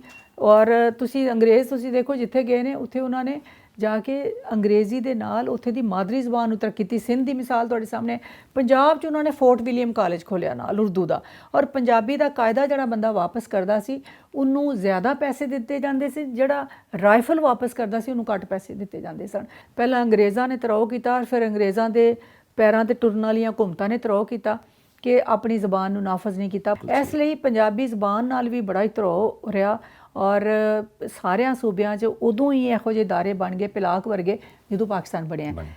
ਪੰਜਾਬ ਵਿੱਚ ਇਦਾਰਾ ਪਰਵੇਜ਼ ਰਾਈ ਸਾਹਿਬ ਨੇ ਬਣਾਇਆ, ਇਸ ਲਈ ਉਹਨਾਂ ਦਾ ਬੜਾ ਵੱਡਾ ਨਾਂ ਅਸੀਂ ਹਮੇਸ਼ਾ ਲੈਂਦੇ ਹਾਂ। ਉਹਨਾਂ ਲਈ ਦੁਆ ਵੀ ਕਰ ਰਹੇ ਹਾਂ ਕਿ ਉਹਨਾਂ ਨੇ 60 ਸਾਲ ਬਾਅਦ ਜਾ ਕੇ ਤੇ ਇਦਾਰਾ ਬਣਾਇਆ। ਇਹ ਲਈ ਨਵਾਂ ਇਦਾਰਾ ਹੈ, ਕੰਮ ਕਰ ਰਿਹਾ ਹੈ ਔਰ ਕਰਦਾ ਰਹੇਗਾ ਇਨਸ਼ਾਅੱਲਾ। ਤੇ ਇਸ ਲਈ ਮੈਂ ਸਮਝਦੀ ਹਾਂ ਕਿ ਪੰਜਾਬੀ ਨੂੰ ਨਾਫਜ਼ ਹੋਣਾ ਚਾਹੀਦਾ ਹੈ, ਮਾਦਰੀ ਜ਼ਬਾਨ ਨੂੰ ਲਾਜ਼ਮੀ ਮਜ਼ਮੂਨ ਹੋਣਾ ਚਾਹੀਦਾ 5ਵੀਂ ਤੱਕ। ਬਿਲਕੁਲ ਠੀਕ ਹੈ। ਨਾਜ਼ਰੀਨ, ਡਾਕਟਰ ਸਾਹਿਬਾਂ ਨਾਲ ਗੁਫ਼ਤਗੂ ਦਾ ਸਿਲਸਿਲਾ ਜਾਰੀ ਹੈ। ਇੱਥੇ ਲਵਾਂਗੇ ਬ੍ਰੇਕ, ਤੇ ਬ੍ਰੇਕ ਦੇ ਬਾਅਦ ਦੁਬਾਰਾ ਹਾਜ਼ਰ ਹੋਣੇ ਹਾਂ।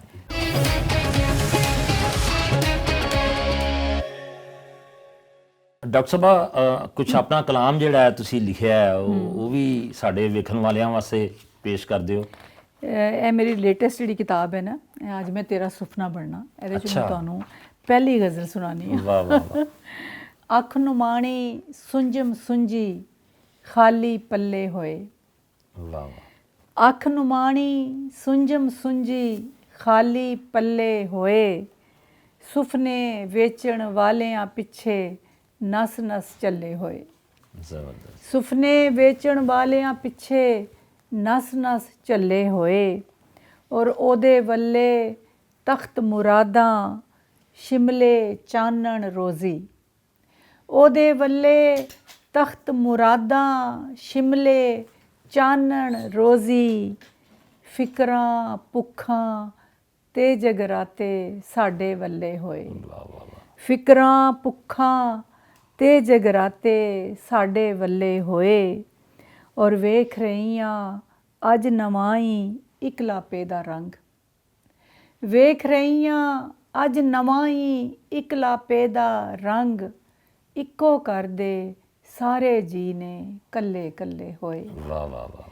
ਇੱਕੋ ਘਰ ਦੇ ਸਾਰੇ ਜੀ ਨੇ ਕੱਲੇ ਕੱਲੇ ਹੋਏ, ਔਰ ਰੋਟੀ ਦੀ ਥੁੜ ਹੈ ਤੇ ਛੱਲਾ ਪਿੱਤਲ ਦਾ ਮੁੱਲ ਪਿੱਤਲ। ਰੋਟੀ ਦੀ ਥੁੜ ਹੈ ਤੇ ਛੱਲਾ ਪਿੱਤਲ ਦਾ ਮੁੱਲ ਪਿੱਤਲ, ਚੁੱਲ੍ਹੇ ਦੇ ਵਿੱਚ ਪਾਵਾਂ ਤੇਰੇ ਤੋਹਫੇ ਕੱਲੇ ਹੋਏ। ਵਾਹ ਵਾਹ ਵਾਹ। ਚੁੱਲ੍ਹੇ ਦੇ ਵਿੱਚ ਪਾਵਾਂ ਤੇਰੇ ਤੋਹਫੇ ਕੱਲੇ ਹੋਏ। ਔਰ ਕੋਵਿਡ ਦੇ ਦਿਨਾਂ ਦਾ ਸ਼ੇਰ ਹੈ ਕਿ ਬਾਰੀ ਖੋਲ ਕੇ ਵੇਖੀ ਜਾਵਾਂ ਜਿਨ ਫਿਰ ਆਏ ਕੋਈ।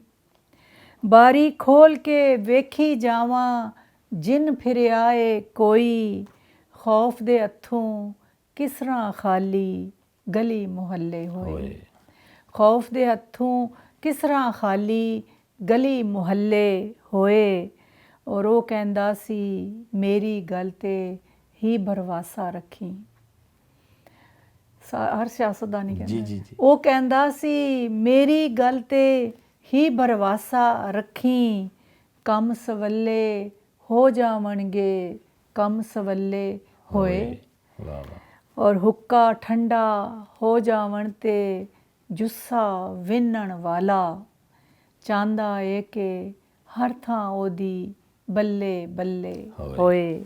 ਔਰ ਸਾਥੋਂ ਕੌਮ ਦੀ ਗੈਰਤ ਬਾਰੇ ਪੁੱਛਣ ਵਾਲੇ ਲੋਕੀ ਇਹ ਨਹੀਂ ਦੱਸਦੇ ਆਗੂ ਸਾਡੇ ਕਿੰਜ ਨਿਗੱਲੇ ਹੋਏ। ਵਾਹ ਵਾਹ ਵਾਹ ਵਾਹ, ਜ਼ਬਰਦਸਤ। ਔਰ ਦਿਲ ਦੇ ਵਿਹੜੇ ਗਾਉਣ ਖੁਸ਼ੀ ਦੇ ਕੀ ਸੁਗਰਾ ਨੇ ਗਾਣੇ, ਦਿਲ ਦੇ ਵਿਹੜੇ ਗਾਉਣ ਖੁਸ਼ੀ ਦੇ ਕੀ ਸੁਗਰਾ ਨੇ ਗਾਣੇ, ਤਿੱਖੇ ਤੀਰ ਜੁਦਾਈਆਂ ਵਾਲੇ ਰੂਹ ਤੇ ਚੱਲੇ ਹੋਏ। ਵਾਹ ਵਾਹ ਵਾਹ, ਬਹੁਤ ਸ਼ੁਕਰੀਆ, ਬਹੁਤ ਬਹੁਤ ਜ਼ਬਰਦਸਤ, ਬਹੁਤ ਜ਼ਬਰਦਸਤ ਜੀ। ਹਾਂ। ਅੱਛਾ ਡਾਕਟਰ ਸਾਹਿਬ, ਕੁਛ ਹਲਕੇ ਕਹਿੰਦੇ ਨੇ ਕਿ ਤੁਸੀਂ ਬੜੀ ਮੁਤਾਤ ਸ਼ਾਇਰੀ ਕਰਦੇ ਹੋ, ਬੜੀ ਬਚਾ ਕੇ ਸ਼ਾਇਰੀ ਕਰਦੇ ਹੋ। ਕਿਆ ਤੁਸੀਂ ਖੁਦ ਹੀ ਇਹ ਤਨਾਜ਼ਾਤ ਤੋਂ ਜ਼ਰਾ ਦੂਰ ਰਹਿਣ ਦੀ ਕੋਸ਼ਿਸ਼ ਕਰਦੇ ਹੋ? ਨਹੀਂ, ਤੁਸੀਂ ਦੇਖੋ ਇੱਕ ਸਰਕਾਰੀ ਮੁਲਾਜ਼ਮ ਜਿਹੜਾ ਹੁੰਦਾ ਹੈ ਉਹਨੂੰ ਕਈਆਂ ਚੀਜ਼ਾਂ ਦਾ ਖਿਆਲ ਵੀ ਰੱਖਣਾ ਪੈਂਦਾ ਹੈ ਨਾ। ਔਰ ਫਿਰ ਦੂਸਰੀ ਗੱਲ ਹੈ ਕਿ ਸ਼ਾਇਰੀ ਨਾਅਰਾ ਨਹੀਂ ਹੁੰਦੀ, ਸ਼ਾਇਰੀ ਇਲਾਮਤ ਹੁੰਦੀ ਹੈ ਕਿ ਤੁਸੀਂ ਇਲਾਮਤ 'ਚ ਗੱਲ ਕਰਨੀ ਹੈ, ਤੁਸੀਂ ਗਾਲ ਨਹੀਂ ਕੱਢਣੀ, ਨਾਅਰਾ ਨਹੀਂ ਬਣਾਉਣਾ। ਅਗਰ ਤੁਹਾਨੂੰ ਇੱਕ ਸ਼ੇਰ ਪੜ੍ਹਦਿਆਂ ਹੋਇਆਂ ਵਾਜ਼ਿਆ ਪਤਾ ਚੱਲ ਰਿਹਾ ਕਿ ਮੈਂ ਫਲਾਣੇ ਲਿਖਿਆ ਤੇ ਗਲਤ ਗੱਲ ਹੈ ਨਾ, ਇਹ ਤੁਹਾਡੀ ਇੰਟਰਪ੍ਰੀਟੇਸ਼ਨ ਹੈ ਕਿ ਤੁਸੀਂ ਉਸ ਸ਼ੇਰ ਨੂੰ ਸਿਆਸੀ ਬਣਾਓ, ਤੁਸੀਂ ਉਹਨੂੰ ਰੋਮਾਨਵੀ ਬਣਾਓ। ਸ਼ਾਇਰੀ ਤੇ ਇੱਕ ਖੂਬਸੂਰਤ ਚੀਜ਼ ਹੈ ਨਾ, ਤੇ ਇਹਨੂੰ ਇਸ ਤਰ੍ਹਾਂ ਰੱਖਣਾ ਚਾਹੀਦਾ। ਔਰ ਮੈਂ ਵੈਸੇ ਮੇਰਾ ਮਿਜ਼ਾਜ ਵੀ ਇਸ ਤਰ੍ਹਾਂ ਦਾ ਨਹੀਂ ਕਿ ਮੈਂ ਸ਼ਾਇਰੀ ਵਿੱਚ ਇਸ ਤਰ੍ਹਾਂ ਖੁੱਲ੍ਹ ਕੇ ਮੁਖਾਲਫਤ ਕਰਾਂ। ਵੈਸੇ ਮੈਂ ਤਰਕੀਬ ਪਸੰਦ ਸੋਚ ਦੀ ਮਾਲਕ ਹਾਂ ਔਰ ਮੈਂ ਗੱਲ ਕਰਦੀ ਰਹਿੰਦੀ ਹਾਂ। ਟਵਿੱਟਰ ਤੁਸੀਂ ਮੇਰਾ ਦੇਖੋ ਜਾਂ ਜਿਸ ਤਰ੍ਹਾਂ ਵੀ, ਲੇਕਿਨ ਸ਼ਾਇਰੀ 'ਚ ਮੇਰਾ ਖਿਆਲ ਹੈ ਕਿ ਮੇਰਾ ਲਹਿਜਾ ਜਿਹੜਾ ਵਾਕਿਆਤਨ ਇੱਕ ਸ਼ਾਇਸਤਾ ਲਹਿਜਾ ਹੈ। ਔਰ ਲੇਕਿਨ ਹੁਣ ਮੇਰੀ ਇੱਕ ਨਜ਼ਮਾਂ ਦੀ ਕਿਤਾਬ ਆ ਰਹੀ ਹੈ, ਉਹਦੇ 'ਚ ਮੈਂ ਕੁਝ ਜਿਹੜੇ ਮੇਰੇ ਸਵਾਲ ਨੇ, ਕੁਝ ਮੇਰੇ ਗਿਲੇ ਨੇ ਆਪਣੇ ਸਮਾਜ ਤੋਂ, ਆਪਣੇ ਲੋਕਾਂ ਤੋਂ, ਨਿਜ਼ਾਮ ਤੋਂ, ਉਹ ਮੈਂ ਖੁੱਲ੍ਹ ਕੇ ਜ਼ਰਾ ਗੱਲਾਂ ਕੀਤੀਆਂ ਨੇ ਨਜ਼ਮ ਰਾਹੀਂ। ਜ਼ਬਰਦਸਤ। ਹੁਣ ਤੁਸੀਂ ਉਸ ਤੋਂ ਆਜ਼ਾਦ ਹੋ ਗਏ ਨਾ? ਆਜ਼ਾਦ ਹੋ ਗਏ। ਬੜੀਆਂ ਕਈ ਵਾਰੀ ਹਰਡਲਸ ਵੀ ਅਸੀਂ ਦੇਖੀਆਂ ਨੇ ਸਰਕਾਰੀ ਮੁਲਾਜ਼ਮ ਦੇ ਦੌਰਾਨ ਕਿ ਕਦੇ ਮੇਰਾ ਦਿਲ ਕਰਦਾ ਹੈ ਕਿ ਮੈਂ ਉਹਨਾਂ 'ਤੇ ਕਿਤਾਬ ਲਿਖਾਂ ਕਿ ਉਹ ਲਤੀਫੇ ਹੀ ਹੋਣਗੇ। ਕਿ ਇੱਕ ਵਾਰੀ ਮੈਂ ਤੁਹਾਨੂੰ ਇੱਕ ਨਿੱਕਾ ਜਿਹਾ ਵਾਕਿਆ ਸੁਣਾਉਂਦੀ ਹਾਂ ਕਿ ਅੱਲਾ ਜੰਨਤ ਨਸੀਬ ਕਰੇ, ਸ਼ੌਕਤ ਅਲੀ ਸਾਹਿਬ ਨੂੰ ਕਿੱਡੇ ਵੱਡੇ ਇਨਸਾਨ ਸਨ, ਗੁਲੂਕਾਰ ਵੀ ਬੜੇ ਔਰ ਪਿਆਰੇ ਬੰਦੇ ਸਨ। ਅਤੇ ਇੱਕ ਕੋਈ ਪ੍ਰੋਗਰਾਮ ਸੀ, ਮੈਂ ਉਦੋਂ ਡਾਇਰੈਕਟਰ ਸਾਂ, ਅਤੇ ਅਸੀਂ ਇੱਕ ਉਹਨਾਂ ਦਾ ਪ੍ਰੋਗਰਾਮ ਕੋਈ ਕੀਤਾ, ਉਹਨਾਂ ਨੂੰ ਬੁਲਾਇਆ ਅਤੇ ਅਸੀਂ ਕੋਈ 20-22 ਹਜ਼ਾਰ ਟੋਟਲ ਉਹਨਾਂ ਨੇ ਦਿੱਤਾ। ਯਾਨੀ ਉਹਦੇ 'ਚ ਮਿਊਜ਼ੀਸ਼ੀਅਨ ਵੀ ਹਰ ਇੱਕ ਸ਼ੈ, ਕਿਉਂਕਿ ਪਹਿਲਾਂ ਆ ਕੇ ਇੱਕ ਲੋ ਬਜਟਡ ਇਦਾਰਾ ਸੀ ਔਰ ਡੀਜੀ ਦਾ ਸਾਰਾ ਇਖਤਿਆਰ ਹੁੰਦਾ। ਅਤੇ ਮੈਂ ਜਦੋਂ ਉਹਨਾਂ ਨੂੰ ਵੈਲਕਮ ਕਰ ਰਹੀ ਸਾਂ ਅਤੇ ਮੈਂ ਉਹਨਾਂ ਨੂੰ ਕਿਹਾ ਕਿ ਸ਼ੌਕਤ ਅਲੀ ਸਾਹਿਬ ਦਾ ਇਹ ਮੁਕਾਮ ਤਾਂ ਨਹੀਂ ਕਿ, ਲੇਕਿਨ ਮੇਰੀ ਰਿਕੁਐਸਟ 'ਤੇ ਆ ਗਏ ਨੇ ਅਤੇ ਅਸੀਂ ਇਹਨਾਂ ਨੂੰ ਮਤਲਬ ਹੈ ਕਿ ਬਹੁਤ ਹੀ ਥੋੜ੍ਹਾ ਕੁਝ, ਅਸੀਂ ਕੁਝ ਵੀ ਨਹੀਂ ਇਹਨਾਂ ਨੂੰ ਦੇ ਰਹੇ, ਥੋੜ੍ਹਾ ਇੱਕ ਇਹਨਾਂ ਨੂੰ ਅਸੀਂ ਕਿਰਾਇਆ ਹੀ ਦੇ ਰਹੇ ਹਾਂ। ਅਤੇ ਉਹ ਮੇਰੀ ਬਾਅਦ 'ਚ ਐਕਸਪਲੇਨੇਸ਼ਨ ਹੋ ਗਈ ਕਿ ਅਸੀਂ ਉਹਨਾਂ ਨੂੰ 20,000 ਰੁਪਇਆ ਦੇ ਰਹੇ ਹਾਂ ਅਤੇ ਤੁਸੀਂ ਇਹ ਕਿਉਂ ਲਿਖਿਆ। ਦੂਸਰਾ ਉਹਨਾਂ ਨੇ ਸ਼ੌਕਤ ਅਲੀ ਸਾਹਿਬ ਨੇ ਕਿਹਾ ਕਿ ਅਸੀਂ ਉਸਤਾਦ ਦਾਮਨ ਦੀਆਂ ਪਿੰਨੀਆਂ ਕੁੱਟਦੇ ਹੁੰਦੇ ਸਾਂ। ਅਤੇ ਦੂਸਰੇ ਦਿਨ ਡੀ ਸਾਹਿਬ ਨੇ ਆਣ ਕੇ ਅਤੇ ਉਹ ਮੈਨੂੰ ਲੈਟਰ ਲਿਖਿਆ। ਉਹਨਾਂ ਨੇ ਕਿਹਾ ਕਿ ਉਹਨਾਂ ਨੇ ਇੱਕ ਗੈਰ ਪਾਰਲੀਮਾਨੀ ਲਫ਼ਜ਼ ਇਸਤੇਮਾਲ ਕੀਤਾ, ਪਿੰਨੀਆਂ ਯਾਨੀ ਲੱਤਾਂ। ਇਹ ਲਫ਼ਜ਼ ਉਹਨਾਂ ਨੇ ਕਿਉਂ? ਤਾਂ ਉਹਨਾਂ ਨੇ ਕਿਹਾ ਕਿ ਤੁਸੀਂ ਹੁਣ ਇੱਕ ਜਿਸਮ ਦਾ ਹਿੱਸਾ ਨੇ, ਤਾਂ ਅਸੀਂ ਵਾਕਿਆਤਨ ਵੱਡਿਆਂ ਦੀ ਕਿਹੜੀ ਇੱਜ਼ਤ ਕਰਦੇ ਸਾਂ, ਉਹਨਾਂ ਦੀ ਲੱਤਾਂ ਵਾਲੇ ਪਾਸੇ ਬਹਿੰਦੇ ਸਾਂ, ਕੁੱਟਦੇ ਸਾਂ ਉਹਨਾਂ ਦੇ ਪੈਰ, ਇਹਦੇ 'ਚ ਕੀ ਬੁਰਾ ਕੀਤਾ? ਬਹਿਰਹਾਲ ਸ਼ੌਕਤ ਅਲੀ ਸਾਹਿਬ ਨਾਲ ਮੈਂ ਹੱਸ ਕੇ ਗਿਲਾ ਕੀਤਾ। ਉਹ ਕਹਿੰਦੇ ਉਹਨਾਂ ਨੂੰ ਖਤ ਲਿਖ, ਅਤੇ ਉਹਨਾਂ ਨੇ ਕਿਹਾ ਤੁਸੀਂ ਸੌਰੀ ਕਰੋ। ਮੈਂ ਕਿਹਾ ਮੇਰੀ ਇਹ ਜ਼ਰੂਰਤ ਨਹੀਂ ਕਿ ਮੈਂ ਸ਼ੌਕਤ ਅਲੀ ਨੂੰ ਇਹ ਗੱਲ ਕਹਾਂ, ਲੇਕਿਨ ਮੈਂ ਉਹਨਾਂ ਨੂੰ ਇਹ ਗੱਲ ਸੁਣਾਈ ਤਾਂ ਉਹਨਾਂ ਨੇ ਕਿਹਾ ਮੈਂ ਸੈਕਟਰੀ ਨੂੰ ਕਹਿਣਾ। ਉਹਨਾਂ ਨੇ ਫਿਰ ਸੈਕਟਰੀ ਨੂੰ ਫੋਨ ਵੀ ਕੀਤਾ। ਬਹਿਰਹਾਲ ਬਿਲਕੁਲ ਸਹੀ ਹੈ। ਅਤੇ ਤੁਸੀਂ ਸਮਝਦੇ ਹੋ ਕਿ ਜਿਹੜੀ ਉੱਥੇ ਦੀ ਇੰਤਜ਼ਾਮੀ ਪੋਜੀਸ਼ਨ ਸੀ, ਉਹ ਕਿਆ ਤੁਹਾਡੀ ਤਖਲੀਕੀ ਜਿਹੜੀਆਂ ਸਲਾਹੀਤਾਂ ਨੇ ਉਹਨਾਂ 'ਤੇ ਉਹਨਾਂ ਨੇ ਅਸਰ ਕੀਤਾ? ਤਖਲੀਕੀ ਸਲਾਹੀਤਾਂ ਨੂੰ ਮਤਲਬ ਤੁਸੀਂ ਦੇਖੋ ਕਿ ਬੰਦਾ ਜਿਹੜਾ ਸਰਕਾਰੀ ਮੁਲਾਜ਼ਮ ਹੁੰਦਾ ਨਾ, ਕਲਰਕ ਹੀ ਹੁੰਦਾ, ਉਹ ਕਲਰਕ ਬਣ ਜਾਂਦਾ ਕਿਉਂਕਿ ਇਤਨੀ ਇਸ਼ੂਜ਼ ਹੁੰਦੇ ਨੇ, ਚੀਜ਼ਾਂ ਹੁੰਦੀਆਂ ਨੇ। ਲੇਕਿਨ ਦੋਵਾਂ ਚੀਜ਼ਾਂ ਨੂੰ ਨਾਲ ਲੈ ਕੇ ਟੁਰਨਾ, ਤਖਲੀਕਕਾਰ ਜਿਹੜਾ ਹੈ ਉਹ ਆਪਣੀ ਤਖਲੀਕ ਤੋਂ ਪਿੱਛੇ ਨਹੀਂ ਰਹਿ ਸਕਦਾ। ਅਗਰ ਉਹ ਤਖਲੀਕ ਛੋੜ ਦੇਗਾ ਤਾਂ ਇਸੇ ਤਰੀਕੇ ਨਾਲ ਸਾਹ ਲੈਣਾ ਛੋੜ ਦੇਗਾ। ਤੁਸੀਂ ਟੁਰਦਿਆਂ ਫਿਰਦਿਆਂ ਗੱਡੀ 'ਚ ਬੈਠਿਆਂ ਤੁਸੀਂ ਸੋਚ ਰਹੇ ਹੁੰਦੇ ਹੋ, ਤਖਯਲ, ਛੁੱਟੀ ਹੁੰਦੀ ਆ ਹਫ਼ਤਾ ਐਤਵਾਰ, ਤੁਸੀਂ ਆਪਣੇ ਆਪ ਨਾਲ ਗੱਲ ਕਰ ਰਹੇ ਹੁੰਦੇ ਹੋ, ਤਖਲੀਕ ਨਾਲ ਰਾਬਤਾ ਰਹਿੰਦਾ ਹੈ। ਲੇਕਿਨ ਬਹੁਤ ਸਾਰਾ ਜਿਹੜਾ ਮੇਰਾ ਕੰਮ ਸੀ ਜਿਸ ਤਰ੍ਹਾਂ ਨਸਰ, ਉਹ ਮੈਂ ਉਹਨੂੰ ਨਹੀਂ ਠੀਕ ਤਰ੍ਹਾਂ ਕਰ ਸਕੀ ਜਿਹੜੀ ਮੈਂ ਹੁਣ ਕਰ ਰਹੀ ਹਾਂ। ਹਾਂਜੀ, ਮਤਲਬ ਇਹਦਾ ਮਤਲਬ ਹੈ ਕਿ ਥੋੜਾ ਬਹੁਤ ਅਸਰ ਪੈਂਦਾ ਹੈ। ਤੁਸੀਂ ਦੇਖੋ ਗਜ਼ਲ ਤੁਸੀਂ ਲਿਖ ਸਕਦੇ ਹੋ, ਨਜ਼ਮ ਲਿਖ ਸਕਦੇ ਹੋ, ਲੇਕਿਨ ਤੁਸੀਂ ਨਾਵਲ ਤਾਂ ਨਹੀਂ ਲਿਖ ਸਕਦੇ, ਕਹਾਣੀ ਨਹੀਂ ਲਿਖ ਸਕਦੇ। ਇਸ ਲਈ ਮਲਿਕ ਸਾਹਿਬ, ਤੁਹਾਨੂੰ ਪਤਾ ਹੈ ਕਿ ਪੰਜਾਬੀ ਜਿਹੜੇ ਨੇ ਉਹ ਬੜੇ ਖਾਣ ਪੀਣ ਦੇ ਸ਼ੌਕੀਨ ਹੁੰਦੇ ਨੇ। ਤੁਸੀਂ ਪਹਿਲਾ ਸਵਾਲ ਹੀ ਮੇਰੇ ਕੋਲ ਖਾਣ ਦਾ ਪੁੱਛਿਆ ਸੀ, ਤੇ ਅਸੀਂ ਵੀ ਚਾਹੁੰਦੇ ਹਾਂ ਕਿ ਸਾਡੇ ਨਾਲ ਰਲ ਕੇ ਖਾਣ ਦਾ ਵੇਲਾ ਹੋ ਗਿਆ ਤੇ ਕੁਝ ਦੋ ਨਵਾਲੇ ਲਗਾਈਏ। ਆਓ ਬਿਸਮਿਲ੍ਲਾ, ਆਓ ਬਿਸਮਿਲ੍ਲਾ। ਡਾਕਟਰ ਸਾਹਿਬਾ ਨੇ ਰਵਾਇਤੀ ਖਾਣਿਆਂ ਦਾ ਪੁਰਤਕੱਲਫ ਇੰਤਜ਼ਾਮ ਕੀਤਾ ਹੋਇਆ ਸੀ। ਖਾਣੇ ਦੀ ਮੇਜ਼ ਤੇ ਉਹਨਾਂ ਦੇ ਭਾਈ ਅਤੀਕ ਅਨਵਰ ਰਾਜਾ ਵੀ ਮੌਜੂਦ ਸਨ। ਅਤੀਕ ਅਨਵਰ ਰਾਜਾ ਦਾ ਤਾਲੁਕ ਵੀ ਅਦਬ ਨਾਲੇ ਔਰ ਉਹ ਲਿਖਾਰੀ ਵੀ ਨੇ। ਖਾਣੇ ਦੇ ਬਾਅਦ ਡਾਕਟਰ ਸੁਗਰਾ ਸਦਫ ਨੇ ਆਪਣੇ ਘਰ ਵਿੱਚ ਬਣਾਇਆ ਹੋਇਆ ਸਟੂਡੀਓ ਵਜਦਾਨ ਦਾ ਦੌਰਾ ਕਰਵਾਇਆ, ਜਿੱਥੇ ਪੰਜਾਬੀ ਜ਼ੁਬਾਨ ਦੇ ਮੁਸ਼ਾਇਰੇ ਔਰ ਮੌਸੀਕੀ ਦੇ ਮੁਖਤਲਿਫ ਪ੍ਰੋਗਰਾਮ ਕੀਤੇ ਜਾਂਦੇ ਨੇ।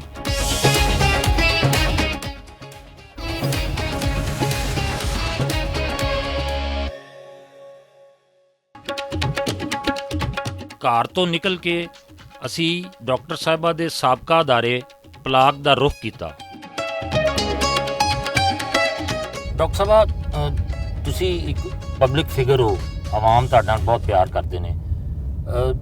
ਪਿਛਲੇ ਦਿਨਾਂ 'ਚ ਤੁਹਾਡੀ ਕੁਝ ਤਬੀਅਤ ਖਰਾਬ ਹੋਈ, ਉਹ ਇੱਕ ਤੁਹਾਨੂੰ ਅਜੀਬ ਜਿਹੀ ਬਿਮਾਰੀ ਦਾ ਅਟੈਕ ਹੋਇਆ, ਤੇ ਤੁਸੀਂ ਕਿਸ ਤਰ੍ਹਾਂ ਇਸ ਬਿਮਾਰੀ ਦਾ ਸਾਹਮਣਾ ਕੀਤਾ ਤੇ ਕਿਸ ਤਰ੍ਹਾਂ ਉਸ ਬਿਮਾਰੀ ਨੂੰ ਸ਼ਿਕਸਤ ਦਿੱਤੀ? ਜੀ ਬਿਲਕੁਲ, ਮੇਰੀ ਜ਼ਿੰਦਗੀ ਦਾ ਤੇ ਬੜਾ ਹੀ ਇੱਕ ਖੌਫਨਾਕ ਤਜਰਬਾ ਹੈ ਕਿ ਇੱਕ ਬੰਦਾ ਦੌੜ ਰਿਹਾ ਹੁੰਦਾ ਹੈ ਜ਼ਿੰਦਗੀ ਦੀ ਸੜਕ ਤੇ ਇੰਜ ਲੱਗਦਾ ਹੈ ਕਿ ਉਹਨੂੰ ਖਿੱਚ ਕੇ ਕਿਸੇ ਸੁੱਟ ਛੱਡਿਆ, ਔਰ ਫਿਰ ਐਸਾ ਸੁੱਟਿਆ ਕਿ ਉੱਠਣ ਦੀ ਹਿੰਮਤ ਵੀ ਨਹੀਂ। ਤੇ ਮੈਨੂੰ ਅਸਲ 'ਚ ਆਟੋਮਿਊਨ ਹੋਇਆ ਸੀ, ਆਟੋਮਿਊਨ ਹੈਪੇਟਾਈਟਿਸ, ਔਰ ਇਹ ਬੜੀ ਰੇਅਰ ਬਿਮਾਰੀ ਹੈ। ਤੇ ਮੈਨੂੰ ਇੱਕ ਨੀਂਦ ਦੀ ਗੋਲੀ ਦੇ ਰਿਐਕਸ਼ਨ ਦੀ ਵਜ੍ਹਾ ਤੋਂ ਆਇਆ। ਉਹ ਕੁਝ 6 ਮਹੀਨੇ ਮੈਂ ਵੀਲ ਚੇਅਰ ਤੇ ਰਹੀ ਜੇ, ਤੇ ਬਸ ਇੱਕ ਬੜਾ ਹੀ ਮੌਜਜ਼ਾ ਮੈਨੂੰ ਤੁਹਾਡੇ ਜਿਹੜੇ ਚਾਹਣ ਵਾਲੇ ਨੇ ਉਹਨਾਂ ਦੀਆਂ ਸਾਰਿਆਂ ਦੀਆਂ ਮੈਂ ਸਮਝਦੀ ਹਾਂ ਕਿ ਇਹਨਾਂ ਦਵਾਈਆਂ ਤੋਂ ਬਹੁਤਾ ਦੁਆਵਾਂ ਨਾਲ ਕੰਮ ਹੋਇਆ ਕਿ ਮੇਰੇ ਨਾ ਸਿਰਫ ਮੁਸਲਮਾਨ ਬਲਕਿ ਮੇਰੇ ਕ੍ਰਿਸਚੀਅਨ ਦੋਸਤ ਭੈਣਾਂ ਭਰਾ ਆਣ ਕੇ ਇਬਾਦਤ ਕਰਦੇ ਸਨ, ਪਾਦਰੀ ਮੇਰੇ ਬੈੱਡ ਕੋਲ ਖਲੋ ਕੇ, ਔਰ ਫਿਰ ਹਿੰਦੂ ਸਿੱਖ ਹਰ ਕੌਮੀਅਤ ਹਰ ਮਜ਼ਹਬ ਦੇ ਲੋਕ, ਔਰ ਜਿਨ੍ਹਾਂ ਲੋਕਾਂ ਨਾਲ ਕੋਈ ਮੈਂ ਭਲਾ ਕੀਤਾ ਜ਼ਿੰਦਗੀ 'ਚ, ਉਹਨਾਂ ਨੇ ਆਣ ਕੇ ਬੜੀਆਂ ਦੁਆਵਾਂ ਕੀਤੀਆਂ, ਔਰ ਲੋਕਾਂ ਦੀਆਂ ਦੁਆਵਾਂ ਦੇ ਨਾਲ ਮੈਂ ਦੁਬਾਰਾ ਆਪਣੇ ਪੈਰਾਂ 'ਤੇ ਟੁਰੀ ਹਾਂ। ਮੈਨੂੰ ਲੱਗਦਾ ਨਹੀਂ ਸੀ ਮਲਿਕ ਸਾਹਿਬ ਕਿ ਮੈਂ ਦੁਬਾਰਾ ਕਦੀ ਖੁਦ ਚੱਲ ਸਕਾਂਗੀ, ਇਹ ਹਾਲਤ ਸੀ। ਤੁਸੀਂ ਪੰਜਾਬੀ ਜ਼ਬਾਨ ਨਾਲ ਪਿਆਰ ਕਰਦੇ ਹੋ, ਪੰਜਾਬੀ ਮਿੱਠੀ ਜਜ਼ਬਾਤੀ ਤੇ ਅਹਿਸਾਸਾਤ ਦੇ ਮਬਨੀ ਜ਼ਬਾਨ ਹੈ। ਤੁਸੀਂ ਸਮਝਦੇ ਹੋ ਕਿ ਪੰਜਾਬੀ ਜ਼ਬਾਨ ਦੇ ਫਰੋਗ ਵਿੱਚ ਜਿਸ ਤਰ੍ਹਾਂ ਚੜ੍ਹਦੇ ਪੰਜਾਬ ਦੇ ਵਿੱਚ ਕੰਮ ਹੋ ਰਿਹਾ ਹੈ, ਤੇ ਕਿਆ ਕੋਈ ਲਹਿੰਦੇ ਪੰਜਾਬ ਦੇ ਵਿੱਚ ਵੀ ਉਸ ਤਰ੍ਹਾਂ ਦਾ ਕੰਮ ਹੋ ਰਿਹਾ ਜਾਂ ਨਹੀਂ ਹੋ ਰਿਹਾ? ਨਹੀਂ, ਹੁਣ ਤੇ ਬਹੁਤ ਕੰਮ ਹੋ ਰਿਹਾ ਹੈ ਸਾਡੇ ਵੱਲ, ਲਹਿੰਦੇ ਪੰਜਾਬ ਵੱਲ ਬਹੁਤ ਕੰਮ ਹੋ ਰਿਹਾ ਹੈ। ਔਰ ਪਹਿਲਾਂ ਕਦੀ ਜਿਹੜਾ ਅਸੀਂ ਸਮਝਦੇ ਸਾਂ ਕਿ ਉੱਧਰ ਜ਼ਿਆਦਾ ਕੰਮ ਹੋ ਰਿਹਾ ਹੈ, ਲੇਕਿਨ ਹੁਣ ਉੱਧਰ ਵੀ ਇਤਨਾ ਕੰਮ ਨਹੀਂ ਹੋ ਰਿਹਾ ਪੰਜਾਬ ਦੀ ਸਤ੍ਹਾ 'ਤੇ।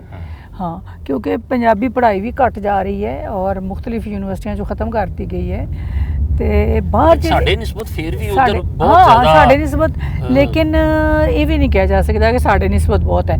ਉਹ ਉੱਥੇ ਬਹੁਤ ਹੈ, ਜਿਸ ਤਰ੍ਹਾਂ ਕੈਨੇਡਾ ਹੈ ਜਾਂ ਬਾਕੀ ਜਿੱਥੇ ਵੀ ਸਾਡੇ ਸਰਦਾਰ ਭੈਣ ਭਰਾ ਨੇ, ਉੱਥੇ ਉਹ ਬਹੁਤ ਕੰਮ ਕਰ ਰਹੇ ਨੇ। ਤੇ ਬਾਕੀ ਜਿਹੜਾ ਹੈ ਹੁਣ ਸਾਡੇ ਵੱਲ ਸ਼ਊਰ ਕਾਫੀ ਹੋ ਗਿਆ ਕਿ ਲੋਕ, ਤੁਸੀਂ ਦੇਖੋ ਬਿਊਰੋਕਰੇਟਸ ਹੋਣ ਜਾਂ ਹੋਰ ਸਿਆਸਤਦਾਨ ਹੋਣ, ਉਹ ਪੰਜਾਬੀ ਜ਼ਬਾਨ 'ਚ ਗੱਲ ਕਰਦੇ ਨੇ।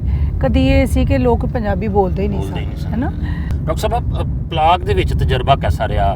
ਮਤਲਬ ਪਲਾਕ 'ਚ ਮੈਂ ਨੌਕਰੀ ਨਹੀਂ ਕੀਤੀ, ਮੈਂ ਇਸ਼ਕ ਕੀਤਾ ਹੈ। ਵਾਹ ਵਾਹ। ਔਰ ਮੇਰੀ ਜੌਬ ਜਿਹੜੀ ਸੀ ਨਾ, ਉਹ ਮੇਰਾ ਸ਼ੌਕ ਸੀ, ਇਸ ਲਈ ਮੈਂ ਸਵੇਰ ਗਈ ਹਾਂ ਤੇ ਰਾਤੀ ਭਾਵੇਂ 12 ਵੱਜ ਗਏ ਨੇ, ਮੈਨੂੰ ਥੱਕਣ ਨਹੀਂ ਹੋਈ, ਪਰੇਸ਼ਾਨੀ ਨਹੀਂ ਹੋਈ, ਕਿਉਂ ਮੈਂ ਕਮਿਟਮੈਂਟ ਕੀਤੀ ਸੀ ਕਿ ਮੈਂ ਕੰਮ ਕਰਨੇ ਨੇ, ਔਰ ਰੱਬ ਨੇ ਉਹ ਮੇਰੇ ਕੋਲ ਕੰਮ ਕਰਾਏ। ਔਰ ਫਿਰ ਸਾਰੇ ਪਲਾਕ ਦੇ ਜਿਤਨੇ ਐਮਪਲਾਈਜ਼ ਨੇ ਉਹ ਸਭ ਮੇਰੇ ਨਾਲ, ਉਹਨਾਂ ਦਾ ਤਾਵਨ ਰਿਹਾ ਬੜਾ, ਕਿਉਂਕਿ ਕੋਈ ਵੀ ਇਕੱਲਾ ਬੰਦਾ ਕੁਝ ਵੀ ਨਹੀਂ ਕਰ ਸਕਦਾ। ਤੁਸੀਂ ਫੈਸਲਾ ਫਾਈਲ ਤੇ ਕਰ ਸਕਦੇ ਹੋ, ਲੇਕਿਨ ਅਮਲੀ ਤੌਰ ਤੇ ਤੁਹਾਨੂੰ ਪੂਰੀ ਇੱਕ ਟੀਮ ਦੀ ਲੋੜ ਹੁੰਦੀ ਹੈ। ਤੇ ਮੇਰੇ ਕੋਲ ਇੱਕ ਬੜੀ ਚੰਗੀ ਟੀਮ ਸੀ ਜਿਹਦੇ ਨਾਲ ਰਲ ਕੇ ਮੈਨੂੰ ਐਡੇ ਵੱਡੇ ਵੱਡੇ ਪ੍ਰੋਜੈਕਟ ਕਰਨ ਦਾ ਮੌਕਾ ਮਿਲਿਆ। 7 ਜਿਲਦਾਂ ਦੀ ਡਿਕਸ਼ਨਰੀ ਅਸੀਂ ਬਣਾਈ ਪੰਜਾਬੀ ਜ਼ਬਾਨ 'ਚ, ਪਹਿਲੀ ਦਫਾ ਮੇਰੇ ਖਿਆਲ, ਪਹਿਲੀ ਦਫਾ। ਹਾਂ, ਫਿਰ ਕੋਈ 70-80 ਕਿਤਾਬਾਂ ਮੇਰੇ ਦੌਰ ਛਾਪੀਆਂ ਨੇ। ਅਸੀਂ ਬਾਬਿਆਂ ਦੇ ਤਰਾਜਮ ਕਰਾਏ, ਸੂਫੀਆਂ ਦੇ ਮੁਖਤਲਿਫ ਕਿਤਾਬ, ਫਿਰ ਅਮਰਤਾ ਪ੍ਰੀਤਮ ਨੂੰ ਛਾਪਿਆ, ਸ਼ਿਵ ਕੁਮਾਰ ਬਟਾਲਵੀ ਨੂੰ ਛਾਪਿਆ, ਔਰ ਹੋਰ ਜਿਹੜੀਆਂ ਪਪੂਲਰ ਕਿਤਾਬਾਂ ਸੀ ਉਹਨਾਂ ਨੂੰ ਅਸੀਂ ਛਾਪਿਆ, ਤਰਜਮੇ ਕੀਤੇ। ਤੇ ਫਿਰ ਅਸੀਂ ਅਵਾਰਡ ਸ਼ੁਰੂ ਕੀਤੇ, ਪ੍ਰਾਈਡ ਆਫ ਪੰਜਾਬ ਅਵਾਰਡ, ਕਿ ਲੋਕ ਜਿਹੜੇ ਪੰਜਾਬੀ ਬੋਲਦੇ ਹਨ ਜ਼ਰਾ ਸ਼ਰਮ ਕਰਦੇ ਨੇ, ਉਹਨਾਂ ਨੂੰ ਪਤਾ ਲੱਗੇ ਕਿ ਫਖਰ ਵੀ ਕਰਨਾ ਹੈ। ਫਿਰ ਸ਼ਫਕਤ ਅਲੀ ਮਿਰਜ਼ਾ ਅਵਾਰਡ ਸ਼ੁਰੂ ਕੀਤਾ ਕਿਤਾਬਾਂ 'ਤੇ, ਉਹ ਕਿਤਾਬਾਂ ਦਾ ਅਵਾਰਡ ਹੁਣ ਵੀ ਜਾਰੀ ਹੈ, ਔਰ ਬਹੁਤ ਸਾਰੇ ਕੰਮ ਜਾਰੀ ਨੇ ਔਰ ਬਿਹਤਰ ਵੀ ਹੋ ਰਹੇ ਨੇ ਮਾਸ਼ਾਅੱਲਾ। ਤੁਸੀਂ ਸਮਝਦੇ ਹੋ ਕਿ ਪੰਜਾਬੀ ਜ਼ਬਾਨ ਦੇ ਫਰੋਗ ਵਿੱਚ ਇਹ ਜਿਹੜਾ ਜਦੀਦ ਮੀਡੀਆ ਆ ਗਿਆ ਹੈ, ਸੋਸ਼ਲ ਮੀਡੀਆ ਜਾਂ ਟੀਵੀ ਹੈ, ਇਹ ਉਹਦੇ ਫਰੋਗ 'ਚ ਕੋਈ ਅਹਿਮ ਕਿਰਦਾਰ ਅਦਾ ਕਰ ਰਿਹਾ ਜਾਂ ਕੋਈ ਮੰਨਫੀ ਕਿਰਦਾਰ ਅਦਾ ਕਰ ਰਿਹਾ? ਨਹੀਂ, ਬਿਲਕੁਲ ਕਰ ਰਿਹਾ। ਪਹਿਲਾਂ ਤੁਸੀਂ ਦੇਖੋ ਨਾ ਕਿ ਕੋਈ ਕਿਸੇ ਨੂੰ ਕੋਈ ਗੱਲ ਪੁੱਛਣੀ ਹੈ, ਕਿਸੇ ਕਿਤਾਬ ਦਾ ਪੁੱਛਣਾ ਹੈ ਤੇ 600 ਬੰਦਿਆਂ ਨੂੰ ਫੋਨ ਕਰਦੇ ਸਨ ਲੋਕ, ਕੋਈ ਦੱਸੇ ਨਾ ਦੱਸੇ। ਹੁਣ ਤੇ ਇਹ ਕਿ ਤੁਸੀਂ ਉੱਥੇ ਗੂਗਲ ਹੈ, GPT ਹੈ, ਕਿਤਨੀਆਂ ਚੀਜ਼ਾਂ ਤੁਸੀਂ ਉਹਨਾਂ ਕੋਲ ਮਾਲੂਮਾਤ ਲੈ ਲੈਂਦੇ ਹੋ, ਲਫ਼ਜ਼ ਦਾ ਮਤਲਬ ਪੁੱਛ ਲੈਂਦੇ ਹੋ। ਤੇ ਇਸ ਲਈ ਮੇਰਾ ਖਿਆਲ ਹੈ ਕਿ ਇਹਦਾ ਫਾਇਦਾ ਹੈ, ਫਿਰ ਲੋਕਾਂ ਦੇ ਆਪਸ 'ਚ ਰਾਬਤੇ ਵਧੇ ਨੇ। ਔਰ ਜਦੋਂ ਹੁਣ ਇੱਕ ਬਹਿਸ ਟੁਰਦੀ ਹੈ ਸੋਸ਼ਲ ਮੀਡੀਆ 'ਤੇ, ਟਵਿੱਟਰ ਹੋਵੇ, ਫੇਸਬੁੱਕ ਹੋਵੇ, ਕਿਸੇ ਵੀ ਜਗ੍ਹਾ 'ਤੇ ਉੱਥੇ ਲੋਕ ਜਦੋਂ ਇਹ ਗੱਲ ਕਰਦੇ ਨੇ ਕਿ ਅਸੀਂ ਪੰਜਾਬੀ ਕੌਮ ਆ, ਹਰ ਕੌਮ ਦੀ ਇੱਕ ਸ਼ਨਾਖਤ ਹੁੰਦੀ ਹੈ, ਉਹਦੀ ਇੱਕ ਜ਼ਬਾਨ ਹੁੰਦੀ ਹੈ, ਤੇ ਨਵੀਂ ਨਸਲ ਉਹ ਬਹਿਸ ਸੁਣ ਕੇ ਉਹਦੇ ਤੋਂ ਮੁਤਾਸਰ ਹੁੰਦੀ ਹੈ। ਤੁਸੀਂ ਸਮਝਦੇ ਹੋ ਕਿ ਮੌਜੂਦਾ ਜਿਹੜੀ ਨਸਲ ਹੈ ਉਹ ਦੁਬਾਰਾ ਪੰਜਾਬੀ ਜ਼ਬਾਨ ਵੱਲ ਰਾਗਬ ਹੋ ਰਹੀ ਹੈ ਜਾਂ ਉਸ ਤੋਂ ਦੂਰ ਹੋ ਰਹੀ ਹੈ? ਨਹੀਂ, ਹੋ ਰਹੀ ਹੈ, ਬਿਲਕੁਲ ਰਾਗਬ ਹੋ ਰਹੀ ਹੈ। ਕਿਉਂਕਿ ਤੁਸੀਂ ਦੇਖੋ ਕਿ ਹੁਣ ਮੈਨੂੰ ਮੁਖਤਲਿਫ ਅੰਗਰੇਜ਼ੀ ਸਕੂਲਾਂ 'ਚ ਬੁਲਾਇਆ ਜਾਂਦਾ ਹੈ। ਉਹਦੇ ਠੇਠ ਵੱਡੇ ਅੰਗਰੇਜ਼ੀ ਸਕੂਲ ਨੇ ਕਿ ਉੱਥੇ ਪੰਜਾਬੀ 'ਚ ਮੁਬਾਹਿਸੇ ਹੋ ਰਹੇ ਨੇ, ਉੱਥੇ ਪੰਜਾਬੀ 'ਚ ਮੁਖਤਲਿਫ ਪ੍ਰੋਗਰਾਮ ਹੋ ਰਹੇ ਨੇ। ਔਰ ਫਿਰ ਸਭ ਤੋਂ ਵੱਡੀ ਗੱਲ ਮੈਂ ਮਲਿਕ ਸਾਹਿਬ ਤੁਹਾਨੂੰ ਪਹਿਲਾਂ ਦੱਸਿਆ, ਗੁਲੂਕਾਰੀ। ਜਿਹੜਾ ਵੀ ਬੱਚਾ ਗੁਲੂਕਾਰੀ ਕਰਦਾ ਨਾ ਉਹਨੂੰ ਪੰਜਾਬੀ ਵੱਲ ਆਉਣਾ ਹੀ ਪੈਂਦਾ ਹੈ। ਔਰ ਨਾ ਸਿਰਫ ਕਿ ਪੰਜਾਬ ਦੇ ਬੱਚੇ ਬਲਕਿ ਸਿੰਧ 'ਚ ਵੀ ਕੋਈ ਗਾਉਂਦਾ ਤੇ ਉਹਨੇ ਨਾਲ ਜਿੱਥੇ ਸ਼ਾਹ ਅਬਦੁਲ ਲਤੀਫ ਬਟਾਈ ਨੂੰ ਗਾਣਾ, ਨਾਲ ਬੁੱਲੇ ਸ਼ਾਹ ਨੂੰ ਵੀ ਗਾਣਾ, ਠੀਕ ਹੈ ਨਾ। ਤੇ ਇਹ ਇੱਕ ਜਿਹੜੀ ਸਾਂਝ ਹੈ ਸਾਡੀ, ਇਹ ਬੜੀ ਪੀढ़ी ਹੈ। ਤੇ ਇਸ ਲਈ ਮੇਰੇ ਖਿਆਲ ਹੈ ਕਿ ਇੱਕ ਜਿਹੜਾ ਸਾਡਾ ਉਹ ਦਰਮਿਆਨ ਦਾ ਉਹ ਦੌਰ ਲੰਘ ਗਿਆ, ਜਿਹੜਾ ਕਿ ਜ਼ਾਹਰੀ ਚਮਕ ਦਮਕ ਨਦੌਲਤੀਆਂ ਵਰਗੀ ਆਈ ਸਾਡੇ ਲੋਕਾਂ 'ਤੇ। ਹੁਣ ਫਿਰ ਸਾਡੇ ਲੋਕ ਆਪਣੀ ਅਸਲ ਵੱਲ ਮੁੜ ਰਹੇ ਨੇ। ਡਾਕਟਰ ਸਾਹਿਬ, ਤੁਸੀਂ ਗੁਲੂਕਾਰੀ ਦਾ ਜ਼ਿਕਰ ਕੀਤਾ, ਕੋਈ ਗਾਣ ਦਾ ਵੀ ਕਦੀ ਕੋਈ ਸ਼ੌਕ? ਬੜਾ ਸ਼ੌਕ ਹੈ, ਲੇਕਿਨ ਆਪਣੀ ਜ਼ਾਤ ਤੱਕ। ਅੱਛਾ, ਸਹੀ ਹੈ। ਤੇ ਗੁਲੂਕਾਰ ਕਿਹੜਾ ਪਸੰਦ ਹੈ? ਮੈਂ ਗੁਲੂਕਾਰ ਤੇ ਮੈਨੂੰ ਕਈ ਵਾਰੀ ਦੇਖੋ ਕਿਸੇ ਦਾ ਇੱਕ ਗਾਣਾ ਹੀ ਇਤਨਾ ਮੈਨੂੰ ਪਸੰਦ ਆ ਜਾਂਦਾ ਤੇ ਮੈਂ ਕਹਿੰਦੀ ਉਹ ਬੜਾ ਹੀ ਆਲਾ। ਲੇਕਿਨ ਮੈਂ ਜ਼ਾਰੇ ਕਿ ਹਰ ਜ਼ਬਾਨ ਦੇ ਗਾਣੇ ਸੁਣਦੀ ਜੇ, ਇਹ ਨਹੀਂ ਕਿ ਮੈਂ ਮੈਂ ਕੋਰੀਅਨ, ਮੈਂ ਚਾਈਨੀਜ਼, ਹਰ ਜ਼ਬਾਨ ਦੇ। ਤੇ ਮੈਨੂੰ ਵੈਸੇ ਜ਼ਾਤੀ ਤੌਰ ਤੇ ਆਲ ਟਾਈਮ ਫੇਵਰਿਟ ਮੇਰੀ ਸ਼ਕੀਰਾ ਹੈ। ਅੱਛਾ, ਆਲ ਟਾਈਮ ਫੇਵਰਿਟ। ਅੱਛਾ, ਉਹ ਮੈਨੂੰ ਇੱਕ ਮਲੰਗਣੀ ਲੱਗਦੀ ਹੈ। ਸ਼ਕੀਰਾ ਦੇ ਅੰਦਰ ਵੀ ਇੱਕ ਮੈਨੂੰ ਪੰਜਾਬਣ ਲੱਗਦੀ ਹੈ। ਉਹਦਾ ਤੁਸੀਂ ਡਾਂਸ ਤੱਕੋ ਜਿਸ ਤਰ੍ਹਾਂ ਉਹ ਲੱਗਦਾ ਕਿਸੇ ਦਰਬਾਰ ਤੇ ਡਾਂਸ ਕਰ ਰਹੀ ਹੈ ਸਮ ਟਾਈਮ, ਮਤਲਬ ਉਹ ਧਮਾਲ ਦੇ ਅੰਦਾਜ਼। ਹਾਂ, ਤੇ ਉਹ ਬਹੁਤ ਇੱਕ ਜਿਹੜੀ ਰਚ ਕੇ ਉਹਦੇ ਚ ਗਾਣਾ ਰਚਿਆ ਹੋਇਆ ਸ਼ਕੀਰਾ ਚ। ਬਾਕੀ ਆਪਣੇ ਜਿਹੜੇ ਹੈ ਨੇ, ਮੈਨੂੰ ਆਪਣੇ ਆਰਫ ਲੋਹਾਰ ਉਹਨੂੰ ਸੁਣੋ ਤਾਂ ਇੱਕ ਰੂਹਾਨੀ ਪੂਰਾ ਮੰਜ਼ਰ ਤੁਹਾਡੇ ਸਾਹਮਣੇ ਆ ਜਾਂਦਾ ਹੈ ਔਰ ਤੁਸੀਂ ਰੋਂਦੇ ਹੋ, ਆਪਣੀ ਰੂਹ ਨਾਲ ਗੱਲ ਕਰਦੇ ਹੋ। ਔਰ ਇਸੇ ਤਰ੍ਹਾਂ ਹੀ ਜਿਹੜੇ ਬਾਕੀ ਸਾਡੇ ਗਜ਼ਲ ਗਾਣ ਵਾਲੇ ਗੁਲੂਕਾਰ ਨੇ, ਮੈਡਮ ਨੂਰ ਜਹਾਨ ਹੈ, ਉਹ ਵੀ ਬੜੇ ਪਸੰਦ ਸਨ ਮੈਨੂੰ, ਮਹਿਦੀ ਹਸਨ ਬੜੇ ਪਸੰਦ ਸਨ। ਔਰ ਅੱਜ ਜਿਹੜੇ ਗਾ ਰਹੇ ਨੇ ਉਹ ਵੀ ਬਹੁਤ ਚੰਗੇ ਲੱਗਦੇ ਨੇ। ਮੈਂ ਪੌਪ ਮਿਊਜ਼ਿਕ ਵੀ ਸੁਣਨੀ ਹਾਂ, ਹਰ ਤਰ੍ਹਾਂ ਦਾ ਮਿਊਜ਼ਿਕ ਸੁਣਨੀ ਹਾਂ। ਕਈ ਚੀਜ਼ਾਂ ਐਸੀਆਂ ਨੇ ਜਿਹੜੀਆਂ ਬੜੀਆਂ ਚੰਗੀਆਂ ਲੱਗਦੀਆਂ ਨੇ, ਕਈ ਐਸੀਆਂ ਜਿਹੜੇ ਖਾਲੀ ਰੌਲਾ ਹੈ, ਲੇਕਿਨ ਉਹਨਾਂ ਨੂੰ ਵੀ ਮੈਂ ਨਾਪਸੰਦ ਨਹੀਂ ਕਰਦੀ। ਮੈਂ ਕਹਿੰਦੀ ਅਗਰ ਬੱਚਿਆਂ ਦੀ ਪਸੰਦ ਹੈ ਤਾਂ ਠੀਕ ਹੈ। ਸਹੀ ਹੈ। ਤੇ ਫਿਲਮਾਂ ਵੇਖਣ ਦਾ ਵੀ ਕੋਈ ਸ਼ੌਕ ਹੈ? ਹਾਂ, ਬਿਲਕੁਲ। ਫਿਲਮਾਂ ਜਿਹੜੀਆਂ ਨੇ ਤੁਸੀਂ ਦੇਖੋ, ਮੈਂ ਉਹ ਵੀ ਇਸੇ ਤਰ੍ਹਾਂ ਮੁਖਤਲਿਫ ਮੁਲਕਾਂ ਦੀਆਂ ਫਿਲਮਾਂ ਤੱਕਣੀਆਂ ਔਰ ਮੁਖਤਲਿਫ ਮੁਲਕਾਂ ਦੇ ਡਰਾਮੇ। ਤੇ ਅੱਜ ਤਾਂ YouTube ਦਾ, ਔਰ ਤੁਹਾਨੂੰ ਪਤਾ ਹੈ ਕਿ ਉਹ ਜਿਹੜੇ ਮੁਖਤਲਿਫ ਸਾਨੂੰ ਸਹੂਲਤਾਂ ਲੱਭ ਗਈਆਂ ਨੇ ਤੇ ਅਸੀਂ ਪੂਰੀ ਦੁਨੀਆ ਦੇ ਡਰਾਮੇ ਔਰ ਫਿਲਮਾਂ ਦੇਖ ਸਕਨੇ ਹਾਂ। ਤੇ ਫਿਲਮਾਂ ਵੀ ਹਮੇਸ਼ਾ ਇਹ ਤੱਕ ਕੇ ਤੇ ਬੰਦਾ ਸਿੱਖਦਾ ਹੈ ਬਹੁਤ। ਔਰ ਮੈਂ ਇਹ ਦੂਸਰੇ ਮੁਲਕਾਂ ਦੀਆਂ ਫਿਲਮਾਂ ਤੱਕਣੀਆਂ ਸ਼ੁਰੂ ਕੀਤੀਆਂ ਲੰਮੇ ਸਫ਼ਰਾਂ 'ਚ, ਕਿ ਜਦੋਂ ਅਮਰੀਕਾ ਜਾਣਾ ਜਾਂ ਕੈਨੇਡਾ ਜਾਣਾ, ਤੁਹਾਨੂੰ ਪਤਾ 18 ਘੰਟੇ ਦਾ ਸਫ਼ਰ ਹੈ, 4-5 ਫਿਲਮਾਂ ਤੁਸੀਂ ਆਰਾਮ ਨਾਲ ਤੱਕ ਲੈਂਦੇ ਹੋ। ਡਾਕਟਰ ਸਾਹਿਬ, ਇੱਕ ਅੱਛੀ ਸ਼ਾਇਰਾ, ਇੱਕ ਅੱਛੀ ਲਿਖਾਰੀ ਤੇ ਫਿਰ ਖੂਬਸੂਰਤ ਚਿਹਰਾ ਵੀ ਹੋਵੇ ਤੇ ਫਿਲਮਾਂ 'ਚ ਕੰਮ ਕਰਨ ਦਾ ਮੌਕਾ ਨਹੀਂ ਮਿਲਿਆ ਜਾਂ ਆਫਰ ਨਹੀਂ ਹੋਈਆਂ? ਬੜੀ ਆਫਰ ਹੋਈ। ਜਦੋਂ ਮੈਂ ਯੂਨੀਵਰਸਿਟੀ ਪੜ੍ਹਦੀ ਸੀ ਉਹ ਤਾਂ ਮੈਨੂੰ ਡਰਾਮਿਆਂ ਦੀ ਔਰ ਮਾਡਲਿੰਗ ਦੀ ਬੜੀ ਆਫਰ ਹੁੰਦੀ ਸੀ। ਲੇਕਿਨ ਜਿਹੜੇ ਨੇ ਆਪਣੇ ਇੱਕ ਵਾਰੀ ਸਾਡੇ ਦੋਸਤ ਨੇ, ਬਹੁਤ ਅੱਛੇ ਸ਼ਾਇਰ ਵੀ ਨੇ, PTV ਦੇ ਪ੍ਰੋਡਿਊਸਰ, ਤੇ ਉਹਨਾਂ ਨੇ ਨਾ ਮੈਨੂੰ ਕਹਿੰਦੇ ਡਾਕਟਰ ਇੱਕ ਨਾ ਮੇਰੇ ਡਰਾਮੇ 'ਚ ਡਾਕਟਰ, ਮੈਂ ਕਿਸੇ ਮੁਸ਼ਾਇਰੇ 'ਤੇ ਗਈ ਸੀ TV 'ਤੇ, ਇੱਕ ਡਾਕਟਰ ਦਾ ਕਿਰਦਾਰ ਹੈ, ਤੁਸੀਂ ਬਸ ਉਹਦੇ ਬੈਠੇ ਹੋਣਾ, ਤੁਹਾਡੇ ਕੋਲ ਇੱਕ ਮਰੀਜ਼ ਆਉਣਾ ਹੈ, ਔਰਤ ਨੇ ਤੁਸੀਂ ਗੱਲ ਕਰਨੀ ਹੈ। ਤੇ ਮੈਂ ਵੀ ਹੱਸ ਕੇ ਟਾਲ ਦਿੱਤਾ ਤੇ ਮੈਂ ਕਿਹਾ ਨਹੀਂ, ਮੈਂ ਕਿਤੇ, ਮੈਨੂੰ ਤਾਂ ਐਕਟਿੰਗ ਨਹੀਂ ਆਉਂਦੀ। ਤੇ ਉਹਨਾਂ ਨੇ ਜਨਾਬ ਕਿਸੇ ਨੂੰ ਕਿਹਾ ਨਹੀਂ ਡਾਕਟਰ ਇਹਦੇ 'ਚ ਕਰੇਗੀ। ਉਹ ਤੁਹਾਨੂੰ ਪਤਾ ਖਬਰ ਲੱਗ ਗਈ ਕਿਸੇ ਅਖਬਾਰ 'ਚ ਕਿ ਡਾਕਟਰ ਸੁਗਰਸ ਜਿਹੜੇ ਹੁੰਦੇ। ਮੈਨੂੰ ਬਾਹਰੋਂ ਇੱਕ ਸਾਡੇ ਦੋਸਤ ਨੇ ਯੂਰਪ ਤੋਂ ਫੋਨ ਆਇਆ ਕਿ ਤੁਸੀਂ ਜੇ ਡਰਾਮੇ ਸ਼ੁਰੂ ਕੀਤਾ ਤਾਂ ਸਾਡੀ ਫਿਲਮ 'ਚ ਵੀ ਕਰ। ਮੈਂ ਕਿਹਾ ਨਹੀਂ, ਬਿਲਕੁਲ ਮਜ਼ਾਕ ਸੀ, ਮੇਰਾ ਐਸਾ ਕੋਈ ਇਰਾਦਾ ਨਹੀਂ। ਲੇਕਿਨ ਮੈਨੂੰ ਅਕਸਰ ਮੇਰੇ ਜਿਹੜੇ ਜਾਣ ਵਾਲੇ, ਇਸ ਤਰ੍ਹਾਂ ਸਈਦ ਨੂਰ ਸਾਹਿਬ ਨੇ ਮਜ਼ਾਕ ਕਰਦੇ ਹੁੰਦੇ ਸਾਰੇ ਕਿ, ਔਰ ਸ਼ਾਹਿਦ ਸਾਹਿਬ ਕਿ ਤੂੰ ਤੇ ਬਣੀ ਬਣਾਈ ਹੀਰ ਸੇ ਤੈਨੂੰ ਅਸੀਂ, ਹੈ ਨਾ। ਲੇਕਿਨ ਮੈਂ ਕਿਹਾ ਬਸ ਸਾਡੇ ਪੰਜਾਬੀ ਫਿਲਮਾਂ ਦਾ ਕਲਚਰ ਵੀ ਤੇ ਇਹੋ ਹੀ ਹੈ ਨਾ ਕਿ ਜ਼ਰਾ ਉੱਚਾ ਲੰਮਾ ਜੱਟੀ ਟਾਈਪ ਹੀਰੋਇਨ ਜਿਹੜੀਆਂ ਨੇ ਉਹ ਪਸੰਦ ਕੀਤੀਆਂ ਜਾਂਦੀਆਂ ਨੇ। ਹਾਂ, ਲੇਕਿਨ ਮੈਨੂੰ ਕਦੀ ਵੀ ਐਕਟਿੰਗ ਦਾ ਸ਼ੌਕ ਹੀ ਨਹੀਂ ਹੋਇਆ। ਅੱਛਾ ਡਾਕਟਰ ਸਾਹਿਬ, ਤੁਹਾਡੇ ਪਲਾਕ ਦੇ ਦੌਰ ਦੇ ਵਿੱਚ ਇੱਕ ਮਰਹਲਾ ਐਸਾ ਵੀ ਆਇਆ ਕਿ ਇੱਥੇ ਇੱਕ ਸਾਬਕ ਵਜ਼ੀਰ ਆਲਾ ਸਨ ਉਸਮਾਨ ਬੁਜ਼ਦਾਰ ਸਾਹਿਬ, ਉਹਨਾਂ ਨੇ ਤੁਹਾਨੂੰ ਕੋਈ ਤਕਰੀਬਨ ਸਾਲ ਭਰ ਜਿਹੜਾ ਇਹਨਾਂ ਦਾ ਕੰਮ ਕਰਨ ਤੋਂ ਰੋਕੀ ਰੱਖਿਆ। ਉਹਦੀ ਕੀ ਵਜ੍ਹਾ ਸੀ? ਪਤਾ ਨਹੀਂ ਕਿ ਕੀ ਵਜ੍ਹਾ ਸੀ, ਲੇਕਿਨ ਉਹ ਤਕਰੀਬਨ 1 ਸਾਲ ਜਿਹੜਾ ਜੇ ਮੇਰੀ ਜ਼ਿੰਦਗੀ ਦਾ ਇੱਕ ਬਦਤਰੀਨ ਤਜਰਬਾ ਸੀ। ਸਭ ਤੋਂ ਵੱਡੀ ਗੱਲ ਜ਼ਾਤ ਦੇ ਹਵਾਲੇ ਨਾਲ ਨਹੀਂ ਸੀ, ਬਲਕਿ ਲੋਕਾਂ ਦੇ ਹਵਾਲੇ ਨਾਲ, ਕਿ ਬਹੁਤ ਸਾਰੇ ਲੋਕਾਂ ਨੂੰ ਮੰਥਲੀ ਮੈਂ ਕੁਝ ਨਾ ਕੁਝ ਇਦਾਰੇ ਵਿੱਚੋਂ ਉਹਨਾਂ ਦੀ ਖਿਦਮਤ ਕਰ ਦਿੰਦੀ ਸਾਂ। ਅਤੇ ਕੋਈ ਬਿਮਾਰ ਹੈ ਉਹਦਾ ਇਲਾਜ ਕਰਾ ਦਿੱਤਾ, ਕਿਸੇ ਨੂੰ ਤੁਹਾਨੂੰ ਕਹਿ ਦਿੱਤਾ, ਕਿਸੇ ਡਾਕਟਰ ਨੂੰ ਕਹਿ ਦਿੱਤਾ। ਉਹ ਫਿਰ ਜਿਹੜੇ ਵਸੀਲਾ ਮੈਂ ਨਹੀਂ ਬਣ ਸਕੀ ਨਾ, ਉਹ ਮੈਨੂੰ ਦੁੱਖ ਹੁੰਦਾ ਸੀ ਬੜਾ। ਅਤੇ ਮੈਂ ਕਹਿੰਦੀ ਸੀ ਕਿ ਮੈਨੂੰ ਲੋਕਾਂ ਤੋਂ ਦੂਰ ਕਰ ਦਿੱਤਾ ਗਿਆ। ਮੇਰਾ ਇੱਕ ਕਿਰਦਾਰ ਜਿਹੜਾ ਸੀ ਪਲਾਕ 'ਚ, ਉਹ ਮਾਂ ਵਰਗਾ ਅਤੇ ਵੱਡੀ ਭੈਣ ਵਰਗਾ ਸੀ। ਅਤੇ ਮੇਰੇ ਜਿਤਨੇ ਵੀ ਸਾਡੇ ਸ਼ਾਇਰ ਨੇ ਜਾਂ ਸਾਡੇ ਮੁਹੱਕਿਕ ਨੇ, ਦਾਨਿਸ਼ਵਰ ਨੇ, ਔਰ ਖਸੂਸਨ ਗੁਲੂਕਾਰ ਜਿਹੜੇ ਫਨਕਾਰ ਬਰਾਦਰੀ ਹੈ, ਅਦਾਕਾਰ ਨੇ, ਇਹਨਾਂ ਵਾਸਤੇ ਇਹ ਮੈਂ ਸਮਝਦੇ ਸਨ ਕਿ ਛਾਂ ਵਰਗੀ ਸਾਡੀ ਭੈਣ ਹੈ। ਕਿ ਕੋਈ ਵੀ ਕੰਮ ਹੋਣਾ ਹੈ, ਕਿਸੇ ਨੂੰ ਬਿਮਾਰ ਹੈ, ਕਿਸੇ ਦਾ ਡਰਾਈਵਰ ਬਿਮਾਰ ਹੈ, ਮੇਰੇ ਕੋਲ ਆਏ, ਅਤੇ ਮੈਂ ਵੀ ਕੋਈ ਜੇਬ 'ਚ ਪੈਸੇ ਨਹੀਂ ਕੱਢੇ। ਮੈਂ ਵੀ ਕਿਸੇ ਡਾਕਟਰ ਨੂੰ ਫੋਨ ਕੀਤਾ ਕਿ ਡਾਕਟਰ ਸਾਹਿਬ ਇਹ ਬੰਦਾ ਆਇਆ ਦਾ ਟੈਸਟ ਵੀ ਕਰਨਾ, ਤੈਨੂੰ 5000 ਰੁਪਈਆ ਵੀ ਦੇ ਛੱਡਣਾ, ਅਤੇ ਹੋ ਜਾਂਦਾ ਸੀ ਕੰਮ। ਔਰ ਇਸ ਲਈ ਤੁਹਾਨੂੰ ਕਿਉਂ ਬਿਠਾ ਦਿੱਤਾ ਗਿਆ ਘਰ? ਉਹ ਮੈਨੂੰ ਸਮਝ ਹੀ ਨਹੀਂ ਆਈ ਕਿ ਕਿਉਂ ਬਿਠਾ ਦਿੱਤਾ। ਫਿਰ ਬੜੀ ਵਾਰੀ ਲੋਕਾਂ ਨੇ ਕਿਹਾ, ਸੈਕਟਰੀਜ਼ ਮੇਰੇ ਹੱਕ 'ਚ ਸਨ, ਜ਼ਾਹਿਰ ਹੈ ਮੇਰਾ ਕੰਮ ਸੀ, ਲੇਕਿਨ ਉਹ ਕੋਈ ਨਾ ਹੋਇਆ। ਫਿਰ ਫਾਈਨਲੀ ਸ਼ਫਕਤ ਸਾਹਿਬ ਜਿਹੜੇ ਨੇ, ਸ਼ਫਕਤ ਮਹਿਮੂਦ ਸਾਹਿਬ, ਤੁਹਾਨੂੰ ਪਤਾ ਉਹ ਵੀ ਪੰਜਾਬੀ ਜ਼ਬਾਨ ਨਾਲ ਬੜੀ ਮੁਹੱਬਤ ਰੱਖਦੇ ਨੇ ਔਰ ਬੜੇ ਸੁਲਝੇ ਹੋਏ ਲੋਕ ਨੇ। ਅਤੇ ਉਹਨਾਂ ਨੇ ਫਿਰ ਜਾ ਕੇ ਅਤੇ ਬੁਜ਼ਦਾਰ ਸਾਹਿਬ ਕੋਲੋਂ ਪਰਸਨਲੀ ਮੇਰੀ ਫਾਈਲ ਕਢਾਈ। ਅੱਛਾ। ਹਾਂ, ਔਰ ਫਿਰ ਮੈਂ ਵਾਪਸ ਗਈ ਔਰ ਜਾ ਕੇ ਮਨਸੂਬੇ ਜਿਹੜੇ ਨੇ ਮੁਕੰਮਲ ਕੀਤੇ। ਲੇਕਿਨ ਮੈਂ ਉਸ ਵਕਤ ਨੂੰ ਇੱਕ ਬੜਾ ਹੀ ਐਸਾ ਤਲਖ ਤਜਰਬਾ ਕਹਿੰਦੀ ਹਾਂ ਕਿ ਜਿਹੜਾ ਦਿਨ ਰਾਤ ਮੇਰੇ ਵਾਸਤੇ ਇੱਕ ਅਜ਼ੀਅਤ ਸੀ। ਬਿਲਕੁਲ ਸਹੀ ਹੈ। ਅਤੇ ਡਾਕਟਰ ਸਾਹਿਬ ਪੰਜਾਬੀ ਜ਼ੁਬਾਨ ਦੀ ਗੱਲ ਕਰ ਰਹੇ ਸਾਂ ਅਸੀਂ, ਅਤੇ ਡਾਕਟਰ ਸਾਹਿਬ ਤੁਹਾਡੇ ਨਾਲ ਬੜੀ ਖੂਬਸੂਰਤ ਸਾਰੀ ਗੁਫ਼ਤਗੂ ਵੀ ਹੋ ਰਹੀ ਹੈ। ਆਪਣੀ ਨੌਜਵਾਨ ਨਸਲ ਨੂੰ ਪੰਜਾਬੀ ਜ਼ੁਬਾਨ ਦੇ ਹਵਾਲੇ ਨਾਲ ਕੋਈ ਖਾਸ ਪੈਗਾਮ ਦੇਣਾ ਚਾਹੋ? ਜੀ ਬਿਲਕੁਲ, ਮੈਂ ਇਹੀ ਕਹਾਂਗੀ ਕਿ ਆਪਣੀਆਂ ਜੜ੍ਹਾਂ ਨਾਲ ਜੁੜੋ, ਕਿਉਂਕਿ ਪੈਰ ਅਗਰ ਜ਼ਮੀਨ 'ਤੇ ਨਾ ਹੋਣ ਨਾ, ਤੇ ਫਿਰ ਬੰਦਾ ਕਿਧਰੇ ਵੀ ਨਹੀਂ ਹੁੰਦਾ। ਖਿਲਾਅ 'ਚ ਤੁਸੀਂ ਹਵਾ 'ਚ ਭਟਕਦੇ ਹੋ ਅਤੇ ਤਿਨਕੇ ਹੋ ਜਾਂਦੇ ਹੋ, ਕੱਖ ਹੋ ਜਾਂਦੇ ਹੋ ਨਾ। ਫਿਰ ਕੱਖ ਨਾ ਬਣੋ, ਤੁਸੀਂ ਇੱਕ ਭਰਪੂਰ ਇਨਸਾਨ ਬਣੋ, ਤਾਕਤ ਵਾਲਾ ਇਨਸਾਨ, ਜਿਹਦੇ ਪੈਰ ਜ਼ਮੀਨ 'ਤੇ ਹੋਣ ਅਤੇ ਨਜ਼ਰਾਂ ਆਸਮਾਨ 'ਤੇ ਹੋਣ। ਠੀਕ ਹੈ। ਔਰ ਆਪਣੀ ਜੁੜਤ ਪੈਦਾ ਕਰੋ। ਇਹ ਜਿਹੜਾ ਰੱਬ ਨੇ ਸਾਨੂੰ, ਜਿੱਥੇ ਰੱਬ ਪੈਦਾ ਕਰਦਾ ਪੂਰਾ ਪੈਕੇਜ ਦਿੰਦਾ ਹੈ। ਇਹ ਜਿਹੜੇ ਬੂਟੇ ਨੇ ਸਾਨੂੰ, ਇਹ ਬੂਟੇ, ਇਹ ਘਾਹ, ਇਹ ਜ਼ਮੀਨ ਦੀ ਖੁਸ਼ਬੂ, ਇਹ ਸਾਰਾ ਇੱਕ ਪੈਕੇਜ ਹੈ। ਇਸ ਪੈਕੇਜ ਦੀ ਹਿਫਾਜ਼ਤ ਕਰੋ। ਅਸੀਂ ਆਪਣੇ ਚੰਗੇ ਭਲੇ ਬੂਟੇ ਕੱਢ ਕੇ ਅਤੇ ਅੰਗਰੇਜ਼ਾਂ ਦੇ ਬੂਟੇ ਇੱਥੇ ਲਾ ਲਏ, ਬੋਲਾ ਉਹ ਸਾਨੂੰ ਬਿਮਾਰੀਆਂ ਤੋਂ ਨਹੀਂ ਬਚਾ ਸਕਦੇ। ਸਾਨੂੰ ਉਹਨਾਂ ਬੂਟਿਆਂ ਦੀ ਲੋੜ ਹੈ ਜਿਹੜੇ ਫਿਤਰਤ ਨੇ ਸਾਨੂੰ ਦਿੱਤੇ ਸਨ।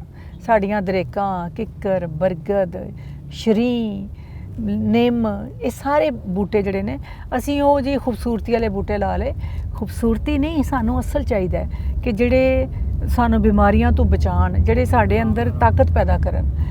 ਅਤੇ ਫਲ ਬੂਟੇ ਲਾਓ, ਕਿਉਂਕਿ ਇਤਨੀ ਪੋਲੂਸ਼ਨ ਹੈ। ਮੈਂ ਨਵੀਂ ਨਸਲ ਨੂੰ ਕਹਾਂਗੀ ਕਿ ਤੁਸੀਂ ਇੱਥੇ ਜ਼ਿੰਦਾ ਰਹਿਣਾ ਹੈ, ਅਤੇ ਇਸ ਪੋਲੂਸ਼ਨ ਤੋਂ ਆਪਣੀ ਜਾਨ ਛੁਡਾਉਣ ਲਈ ਇਸ ਮੁਲਕ ਨੂੰ ਬਿਹਤਰ ਕਰੋ, ਸੋਚ ਨੂੰ ਬਿਹਤਰ ਕਰੋ, ਖੈਰ ਨਾਲ ਜੁੜੋ, ਬੀ ਪੋਜ਼ੀਟਿਵ ਆਲਵੇਜ਼, ਔਰ ਇਹਨੂੰ ਸੁਥਰਾ ਕਰੋ ਇੱਕ ਵਾਰੀ, ਜ਼ਹਿਨੀ ਤੌਰ 'ਤੇ ਵੀ ਅਤੇ ਮਾਹੌਲ ਨੂੰ ਵੀ।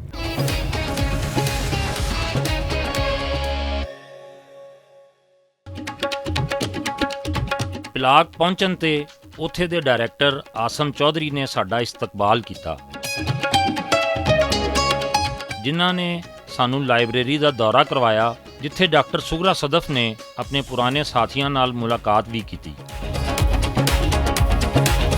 ਅਮਲੇ ਨੇ ਉੱਥੇ ਮੌਜੂਦ ਹਜ਼ਾਰਾਂ ਕਿਤਾਬਾਂ ਦੇ ਇਲਾਵਾ ਪੰਜਾਬੀ ਜ਼ੁਬਾਨ ਦੀ ਪਹਿਲੀ ਡਿਕਸ਼ਨਰੀ ਵੀ ਦਿਖਾਈ ਔਰ ਦੱਸਿਆ ਕਿ ਇਸ ਡਿਕਸ਼ਨਰੀ ਨੂੰ ਬਣਾਉਣ ਵਿੱਚ ਡਾਕਟਰ ਸੁਗਰਾ ਸਦਫ ਦਾ ਨਮਾਇਆ ਕਿਰਦਾਰ ਹੈ।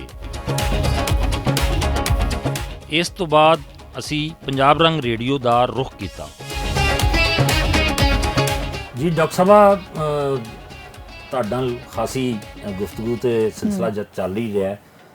ਮੈਂ ਚਾਹਾਂਗਾ ਕਿ ਸਾਨੂੰ ਦੱਸੋ, ਸਾਡੇ ਵੇਖਣ ਵਾਲਿਆਂ ਨੂੰ ਵੀ ਦੱਸੋ ਕਿ ਤੁਸੀਂ ਰੇਡੀਓ 'ਤੇ ਵੀ ਬੜਾ ਕੰਮ ਕੀਤਾ ਹੈ, ਅਤੇ ਉਹ ਤਜਰਬਾ ਤੁਹਾਡਾ ਕਿਹਦਾ ਰਿਹਾ? ਬੜਾ ਚੰਗਾ ਰਿਹਾ। ਰੇਡੀਓ ਖਸੂਸਨ ਜਿਹੜਾ ਅਸੀਂ ਜਿਸ ਚੈਨਲ 'ਤੇ ਇਸ ਵੇਲੇ ਬੈਠੇ ਹਾਂ, FM 95 ਪੰਜਾਬ ਰੰਗ, ਇਹ ਪੂਰਾ ਇੱਕ ਨੈਟਵਰਕ ਹੈ ਪੰਜਾਬ ਰੰਗ ਦਾ। ਤੇ ਇਹਦੇ ਲਈ ਕੰਮ ਕਰਨਾ ਮੈਨੂੰ ਬੜਾ ਚੰਗਾ ਲੱਗਿਆ, ਕਿਉਂਕਿ ਮੈਂ ਸਮਝਦੀ ਹਾਂ ਕਿ ਰੇਡੀਓ ਬੜਾ ਇੱਕ ਐਸਾ ਮੀਡੀਅਮ ਹੈ ਕਿ ਜਿਹਦੀ ਬੜੀ ਲੋੜ ਹੈ ਸਾਨੂੰ। ਔਰ ਫਿਰ ਟੀਵੀ ਤੱਕਣ ਲਈ ਤੁਹਾਨੂੰ ਸਾਰੇ ਕੰਮ ਛੱਡਣੇ ਪੈਂਦੇ ਨੇ। ਤੁਸੀਂ ਸਫ਼ਰ ਕਰਦਿਆਂ ਹੋਇਆਂ ਮੋਬਾਈਲ ਤੇ ਆਪਣੀ ਗੱਡੀ 'ਚ ਰੇਡੀਓ ਸੁਣ ਸਕਦੇ ਹੋ, ਅੱਛਾ ਮਿਊਜ਼ਿਕ ਸੁਣ ਸਕਦੇ ਹੋ, ਤੁਹਾਡਾ ਮੂਡ ਚੰਗਾ ਰਹਿੰਦਾ ਹੈ, ਕੰਮ ਦੀ ਗੱਲ ਸੁਣ ਸਕਦੇ ਹੋ, ਮੁਖਤਲਿਫ ਪ੍ਰੋਗਰਾਮ ਹੁੰਦੇ ਨੇ। ਤੇ ਇਸ ਲਈ ਜਦੋਂ ਮੈਂ ਇੱਥੇ ਆਈ ਸਾਂ ਡਿਪਟੀ ਡਾਇਰੈਕਟਰ ਸ਼ੁਰੂ 'ਚ ਸਾਂ ਜਦੋਂ, ਤੇ ਮੈਂ ਉਦੋਂ ਰੇਡੀਓ ਤੇ ਪ੍ਰੋਗਰਾਮ ਕਰਨਾ ਸ਼ੁਰੂ ਕੀਤਾ। ਤੇ ਉਹ ਕੁਝ ਅਰਸਾ ਮੈਂ 2-4 ਵਾਰੀ ਪ੍ਰੋਗਰਾਮ ਕੀਤੇ, ਤੇ ਮੈਂ ਸਮਝਿਆ ਲੋਕਾਂ ਦੀ ਜਿਸ ਤਰ੍ਹਾਂ ਦੀ ਇਹਦੇ ਨਾਲ ਇੱਕ ਵਾਬਸਤਗੀ ਸੀ ਕਿ ਇਹਨੂੰ ਠੀਕ ਕੀਤਾ ਜਾਏ, ਇਹਨੂੰ ਬਿਹਤਰ ਕੀਤਾ ਜਾਏ। ਰੇਡੀਓ ਤੇ ਹੈ ਸੀ, ਲੇਕਿਨ ਸਾਡੇ ਕੋਲ ਲਾਇਸੈਂਸ ਨਹੀਂ ਸੀ। ਤੇ ਫਿਰ ਆਸਿਮ ਚੌਧਰੀ ਸਾਹਿਬ ਔਰ ਮੈਂ ਅਸੀਂ ਮਿਲ ਕੇ ਇਹਦੇ ਲਾਇਸੈਂਸ ਲਈ ਬੜੀ ਕਾਵਿਸ਼ ਕੀਤੀ ਔਰ ਲਾਇਸੈਂਸ ਲੈ ਕੇ ਆਏ ਇਸਲਾਮਾਬਾਦ ਤੋਂ। ਫਿਰ ਜਦੋਂ ਇਹ ਰੇਡੀਓ ਕਿਸ ਦੌਰ 'ਚ ਮਿਲਿਆ ਲਾਇਸੈਂਸ ਅਗਲਾ? ਇਹ ਕੋਈ 2011-12 ਦੀ ਗੱਲ ਹੈ। ਹਾਂਜੀ 11 'ਚ। ਤੇ ਉਸ ਤੋਂ ਬਾਅਦ ਕਿਉਂਕਿ ਉਹ ਬੰਦ ਕਰਾਤਾ ਸੀ ਨਾ ਪੈਮਰਾ ਨੇ, ਉਹਨਾਂ ਕਿਹਾ ਤੁਸੀਂ ਨਹੀਂ ਚਲਾ ਸਕਦੇ ਕਿਉਂਕਿ ਲਾਇਸੈਂਸ ਹੀ ਨਹੀਂ ਤੁਹਾਡੇ ਕੋਲ। ਤੇ ਫਿਰ ਅਸੀਂ ਇਹਦਾ ਲਾਇਸੈਂਸ ਜਦੋਂ ਲੈ ਆਏ ਤੇ ਸਾਡੇ ਕੋਲ ਫ੍ਰੀਕੁਐਂਸੀਆਂ ਸੀ 7 ਮੁਖਤਲਿਫ ਸ਼ਹਿਰਾਂ ਦੀਆਂ, ਯਾਨੀ ਪਲਾਕ ਕੋਲ ਸਨ। ਫਿਰ ਅਸੀਂ ਕਿਹਾ ਕਿ ਪੰਜਾਬ ਲਾਹੌਰ ਹੀ ਨਹੀਂ ਸਿਰਫ, ਕਿਉਂਕਿ ਲਾਹੌਰ 'ਚ ਬਹਿ ਕੇ ਤੁਸੀਂ ਪੂਰੇ ਪੰਜਾਬ ਦੀ ਨਹੀਂ ਨੁਮਾਇੰਦਗੀ ਕਰ ਸਕਦੇ, ਇਸ ਲਈ ਮੁਲਤਾਨ ਤੇ ਪਿੰਡੀ ਵੀ ਲਾਣਾ ਚਾਹੀਦਾ। ਫਿਰ ਉਹਦੇ ਲਈ ਸਾਨੂੰ ਅਸੀਂ ਸਾਰਾ ਕੁਝ ਕਰ ਲਿਆ, ਇਸ਼ਤਿਹਾਰ ਦੇ ਦਿੱਤੇ, ਸਮਾਨ ਖਰੀਦ ਲਿਆ। ਬਾਅਦ 'ਚ ਪਤਾ ਲੱਗਾ ਕਿ ਫ੍ਰੀਕੁਐਂਸੀਆਂ ਖਤਮ ਹੋ ਚੁੱਕੀਆਂ ਨੇ, ਕਿਉਂਕਿ ਟਾਈਮ ਬੜਾ ਲੰਘ ਗਿਆ ਸੀ। ਤੇ ਬਹਿਰਹਾਲ ਫਿਰ ਅੱਲਾ ਦਾ ਕਰਮ ਐਸਾ ਹੋਇਆ ਕਿ ਅਸੀਂ ਬੜੀ ਕਮਿਟਮੈਂਟ ਨਾਲ ਬੜੀ ਜਿੱਦੋਜਹਿਦ ਕੀਤੀ, ਦੌੜ ਲਾਈ, ਪੈਮਰਾ ਦੀਆਂ ਮਿੰਟਾਂ ਤਰਲੇ ਸਾਰੇ ਉਹਨਾਂ ਦੇ ਕਵਾਇਦੋ ਜ਼ਵਾਬਤ ਪੂਰੇ ਕੀਤੇ। ਤੇ ਫਿਰ ਫ੍ਰੀਕੁਐਂਸੀਆਂ ਲੈ ਕੇ ਔਰ ਲਾਇਸੈਂਸ ਲੈ ਕੇ ਪਿੰਡੀ ਔਰ ਮੁਲਤਾਨ ਦਾ, ਤੇ ਉੱਥੇ ਅਸੀਂ 2 ਰੇਡੀਓ ਸ਼ੁਰੂ ਕੀਤੇ, ਪੰਜਾਬ ਰੰਗ, ਜਿਹੜੇ ਇਸ ਵੇਲੇ ਮਾਸ਼ਾਅੱਲਾ ਬੜੀ ਕਾਮਯਾਬੀ ਨਾਲ ਚੱਲ ਰਹੇ ਨੇ। ਤੇ ਉਹ ਜਿਹੜੇ ਮੁਲਤਾਨ 'ਚ ਤੇ ਪਿੰਡੀ 'ਚ ਚੱਲ ਰਹੇ ਨੇ, ਉਹਨਾਂ ਦੇ ਵਿੱਚ ਮਤਲਬ ਅਗਰ ਪਿੰਡੀ ਵਾਲਾ ਹੈ ਤੇ ਉਹਦੇ ਵਿੱਚ ਤੁਸੀਂ ਕੋਈ ਪਠਵਾਰੀ ਜ਼ਬਾਨ ਦਾ ਵੀ ਕੋਈ ਮਿਕਸਚਰ ਦਿੱਤਾ ਹੈ? ਜ਼ਾਹਿਰ ਹੈ ਕਿ ਉਹ ਰੰਗ ਤਾਂ ਹੁੰਦਾ ਹੈ ਨਾ ਕਿ ਹਰ ਤੁਸੀਂ ਦੇਖੋ ਨਾ 20 ਮੀਲ ਤੋਂ ਬਾਅਦ ਤੁਹਾਡੀ ਜ਼ਬਾਨ ਦਾ ਲਹਿਜਾ ਬਦਲ ਜਾਂਦਾ ਹੈ, ਤੇ ਉਹ ਫਿਰ ਲਹਿਜਿਆਂ ਦਾ ਖਿਆਲ ਰੱਖਣਾ ਪੈਂਦਾ। ਇਸੇ ਤਰ੍ਹਾਂ ਮੁਲਤਾਨ 'ਚ ਵੀ ਸਰਾਇਕੀ ਦਾ ਥੋੜਾ ਜਿਹਾ ਤੜਕਾ ਲਾਇਆ ਹੋਣਾ ਹੈ। ਜੀ ਬਿਲਕੁਲ ਜੀ ਬਿਲਕੁਲ, ਉੱਥੇ ਮੁਖਤਲਿਫ ਜਿਹੜੇ ਹੈ ਨੇ ਉਹ ਸਾਰੇ ਤੜਕੇ ਹਨ ਵਿੱਚ। ਤੜਕੇ ਵਿੱਚ ਹੈ। ਤੇ ਡਾਕਟਰ ਸਾਹਿਬ ਕੈਸਾ ਰਿਸਪੌਂਸ ਕੈਸਾ ਮਿਲਿਆ ਤੁਹਾਨੂੰ ਇਹਦਾ? ਬਹੁਤ ਅੱਛਾ ਰਿਸਪੌਂਸ ਹੈ, ਲੋਕ ਬੜਾ ਪਸੰਦ ਕਰਦੇ ਜੇ ਰੇਡੀਓ ਨੂੰ। ਤੁਸੀਂ ਇੱਥੇ ਤੇ ਮੈਂ ਕਹਿੰਦੀ ਹਾਂ ਨਾ ਸਿਰਫ ਪਾਕਿਸਤਾਨ ਬਲਕਿ ਇੰਡੀਅਨ ਪੰਜਾਬ 'ਚ ਵੀ ਰੇਡੀਓ ਨੂੰ ਬੜਾ ਪਸੰਦ ਕੀਤਾ ਜਾਂਦਾ ਹੈ। ਔਰ ਤੁਸੀਂ ਕਿਸੇ ਨੂੰ ਵੀ ਅੰਮ੍ਰਿਤਸਰ ਗੱਲ ਕਰੋ ਪੰਜਾਬ ਰੰਗ ਦੀ, ਤਾਂ ਤੁਹਾਨੂੰ ਸਾਰੇ ਪ੍ਰੋਗਰਾਮਾਂ ਦੇ ਨਾਂ ਦੱਸਣਗੇ। ਤੇ ਲੋਕ ਬੜੇ ਜੁੜੇ ਹੋਏ ਜੇ ਪੰਜਾਬੀ ਜ਼ਬਾਨ ਨਾਲ ਔਰ ਰੇਡੀਓ ਦੇ ਵਾਲੇ ਨਾਲ ਖਸੂਸਨ। ਤੇ ਮੈਂ ਸਮਝਦੀ ਹਾਂ ਪੰਜਾਬੀ ਜ਼ਬਾਨ ਦੀ ਪ੍ਰਮੋਸ਼ਨ 'ਚ ਰੇਡੀਓ ਦਾ ਬੜਾ ਕਿਰਦਾਰ ਹੈ। ਬੜਾ ਕਿਰਦਾਰ ਹੈ। ਤੇ ਤੁਸੀਂ ਡਾਕਟਰ ਸਾਹਿਬ ਅੱਗੋਂ ਕੋਈ ਫਿਊਚਰ 'ਚ ਵੀ ਕੰਮ ਕਰਨ ਦਾ ਇਰਾਦਾ ਹੈ ਵੀ ਰੇਡੀਓ ਤੇ? ਮੈਂ ਵੱਡਿਆਂ ਹੋ ਕੇ ਕਰਾਂਗੀ ਕੰਮ। ਬਚਪਨ 'ਚ ਕਰ ਲਿਆ ਸਾਰਾ ਜੀ। ਹਾਂ ਨਹੀਂ, ਮੈਂ ਜਿਹੜਾ ਹੈ ਆਪਣਾ ਮੇਰੇ ਸਾਰੇ ਇਹਦਾ ਮਤਲਬ ਸੀ ਕਿ ਰਿਟਾਇਰਮੈਂਟ ਤੋਂ ਬਾਅਦ ਵੀ ਹੁਣ ਤੁਸੀਂ ਕੀ ਕਰਨ ਦਾ ਹੈ ਇਰਾਦਾ? ਮੈਂ ਥੋੜਾ ਬੰਦਾ ਲੇਅਰਲੀ ਫੀਲ ਕਰਨਾ ਸ਼ੁਰੂ ਕਰ ਦਿੰਦਾ। ਲਿਖਣ ਪੜ੍ਹਨ ਨਾਲ ਮੇਰੇ ਧਿਆਨ ਹੈ, ਲੇਕਿਨ ਇਹ ਮੇਰਾ ਆਪਣਾ ਰੇਡੀਓ ਹੈ। ਮੇਰੇ ਸਾਰੇ ਬੱਚੇ ਭੈਣਾਂ ਭਰਾ ਦੋਸਤ ਇੱਥੇ ਬੈਠੇ ਨੇ, ਤੇ ਕਦੀ ਮੇਰਾ ਦਿਲ ਕਰਦਾ ਤੇ ਮੈਂ ਜ਼ਰੂਰ ਆਨੀ ਆ ਔਰ ਆ ਕੇ ਆਪਣੇ ਸਾਮਈਨ ਨਾਲ ਸੁਣਨ ਵਾਲਿਆਂ ਨਾਲ ਵੀ ਗੱਲ ਕਰਾਂਗੀ। ਇਹ ਕਿ ਕਦੀ ਬੰਦਾ ਹਫਤੇ 10 ਦਿਨ 15 ਦਿਨ 'ਚ ਇੱਕ ਵਾਰੀ ਆ ਸਕਦਾ, ਲੇਕਿਨ ਰੈਗੂਲਰ ਨਹੀਂ ਕਰ ਸਕਦਾ, ਕਿਉਂਕਿ ਹੁਣ ਹੋਰ ਮਸਰੂਫੀਆਤ ਹੋਰ ਤਰ੍ਹਾਂ ਦੀ ਹੋ ਗਈ ਹੈ। ਬਿਲਕੁਲ ਸਹੀ। ਤੇ ਉਹਦੇ 'ਚ ਵੇਲਾ ਕੱਢਣਾ ਔਖਾ ਹੁੰਦਾ। ਲੇਕਿਨ ਵੈਸੇ ਰੇਡੀਓ ਮੈਂ ਪਸੰਦ ਕਰਨੀ ਆ। ਔਰ ਜਦੋਂ ਵੀ ਮੈਂ ਕਿਧਰੇ ਬਾਹਰ ਨਿਕਲੀ ਆ, ਮੇਰੀ ਗੱਡੀ 'ਚ ਵੀ ਪੰਜਾਬ ਰੰਗ 95 ਹੀ ਲੱਗਾ ਹੁੰਦਾ ਹੈ। ਤੇ ਉਹ ਇੱਕ ਜੁੜਤ ਰਹਿੰਦੀ ਹੈ ਰੇਡੀਓ ਨਾਲ, ਭਾਵੇਂ ਮੈਂ ਪ੍ਰੋਗਰਾਮ ਕਰਾਂ ਭਾਵੇਂ ਨਾ ਕਰਾਂ। ਡਾਕਟਰ ਸਾਹਿਬ ਤੁਹਾਡੇ ਨਾਲ ਅੱਜ ਸਾਰਾ ਦਿਨ ਬਹੁਤ ਅੱਛਾ ਗੁਜ਼ਰਿਆ, ਤੁਹਾਡੇ ਨਾਲ ਬਹੁਤ ਅੱਛੀਆਂ ਗੱਲਾਂ ਹੋਈਆਂ, ਤੁਹਾਡੇ ਪ੍ਰੋਜੈਕਟਸ ਦੇ ਬਾਰੇ 'ਚ ਜਾਣਕਾਰੀ ਹੋਈ, ਸਾਡੇ ਵੇਖਣ ਵਾਲਿਆਂ ਨੂੰ ਬਹੁਤ ਸਾਰੀ ਮਾਲੂਮਾਤ ਮਿਲੀਆਂ। ਤੇ ਅਸੀਂ ਤੁਹਾਡਾ ਬੜਾ ਸ਼ੁਕਰੀਆ ਅਦਾ ਕਰਨੇ ਆ ਕਿ ਤੁਸੀਂ ਸਾਨੂੰ ਵਕਤ ਦਿੱਤਾ ਚੌਪਾਲ ਟੀਵੀ ਵਾਸਤੇ, ਚੌਪਾਲ ਦੇ ਪ੍ਰੋਗਰਾਮ ਪਰੋਣੇ ਵਾਸਤੇ। ਤੇ ਅਸੀਂ ਤੁਹਾਡੇ ਬੜੇ ਮਸ਼ਕੂਰ ਹਾਂ, ਤੇ ਦਿਲ ਨਾਲ ਤੁਹਾਡਾ ਸ਼ੁਕਰੀਆ ਅਦਾ ਕਰਨੇ ਆ ਜੀ। ਬਹੁਤ ਸ਼ੁਕਰੀਆ। ਤੇ ਮੈਂ ਬੜੀ ਦੁਆ ਕਰਨੀ ਆ ਕਿ ਚੌਪਾਲ ਜਿਹੜਾ ਤਰੱਕੀ ਕਰੇ ਔਰ ਅੱਗੇ ਵਧੇ, ਕਿਉਂਕਿ ਇਹ ਪੰਜਾਬ ਦੀ ਆਵਾਜ਼ ਹੈ। ਔਰ ਇਨਸ਼ਾਅੱਲਾ ਤੁਸੀਂ ਦੇਖਣਾ 1 ਸਾਲ ਬਾਅਦ ਚੌਪਾਲ ਕਿੱਥੇ ਖਲੋਤਾ ਹੋਏਗਾ। ਤੇ ਬਹੁਤ ਸਾਰੀਆਂ ਦੁਆਵਾਂ, ਬਹੁਤ ਮੁਹੱਬਤਾਂ, ਰੱਬ ਰਾਖਾ। ਬਹੁਤ ਸ਼ੁਕਰੀਆ। ਨਾਜ਼ਰੀਨ, ਤੁਸੀਂ ਅੱਜ ਸਾਡਾ ਪ੍ਰੋਗਰਾਮ ਦੇਖਿਆ, ਡਾਕਟਰ ਸ਼ੁਗਰਾ ਸਦਫ ਸਾਹਿਬਾ ਦੇ ਨਾਲ ਅਸੀਂ ਗੁਫ਼ਤਗੂ ਕੀਤੀ। ਅੱਜ ਦੇ ਪ੍ਰੋਗਰਾਮ ਦਾ ਵੇਲਾ ਗਿਆ ਮੁੱਕ। ਅਗਲੇ ਹਫਤੇ ਇੱਕ ਨਵੀਂ ਸੋਚ, ਇੱਕ ਨਵੇਂ ਪ੍ਰਾਹੁਣੇ ਦੇ ਨਾਲ ਦੁਬਾਰਾ ਹਾਜ਼ਰ ਹੋਵਾਂਗੇ। ਇਜਾਜ਼ਤ ਦਿਓ। ਅੱਲਾ ਹਾਫਿਜ਼।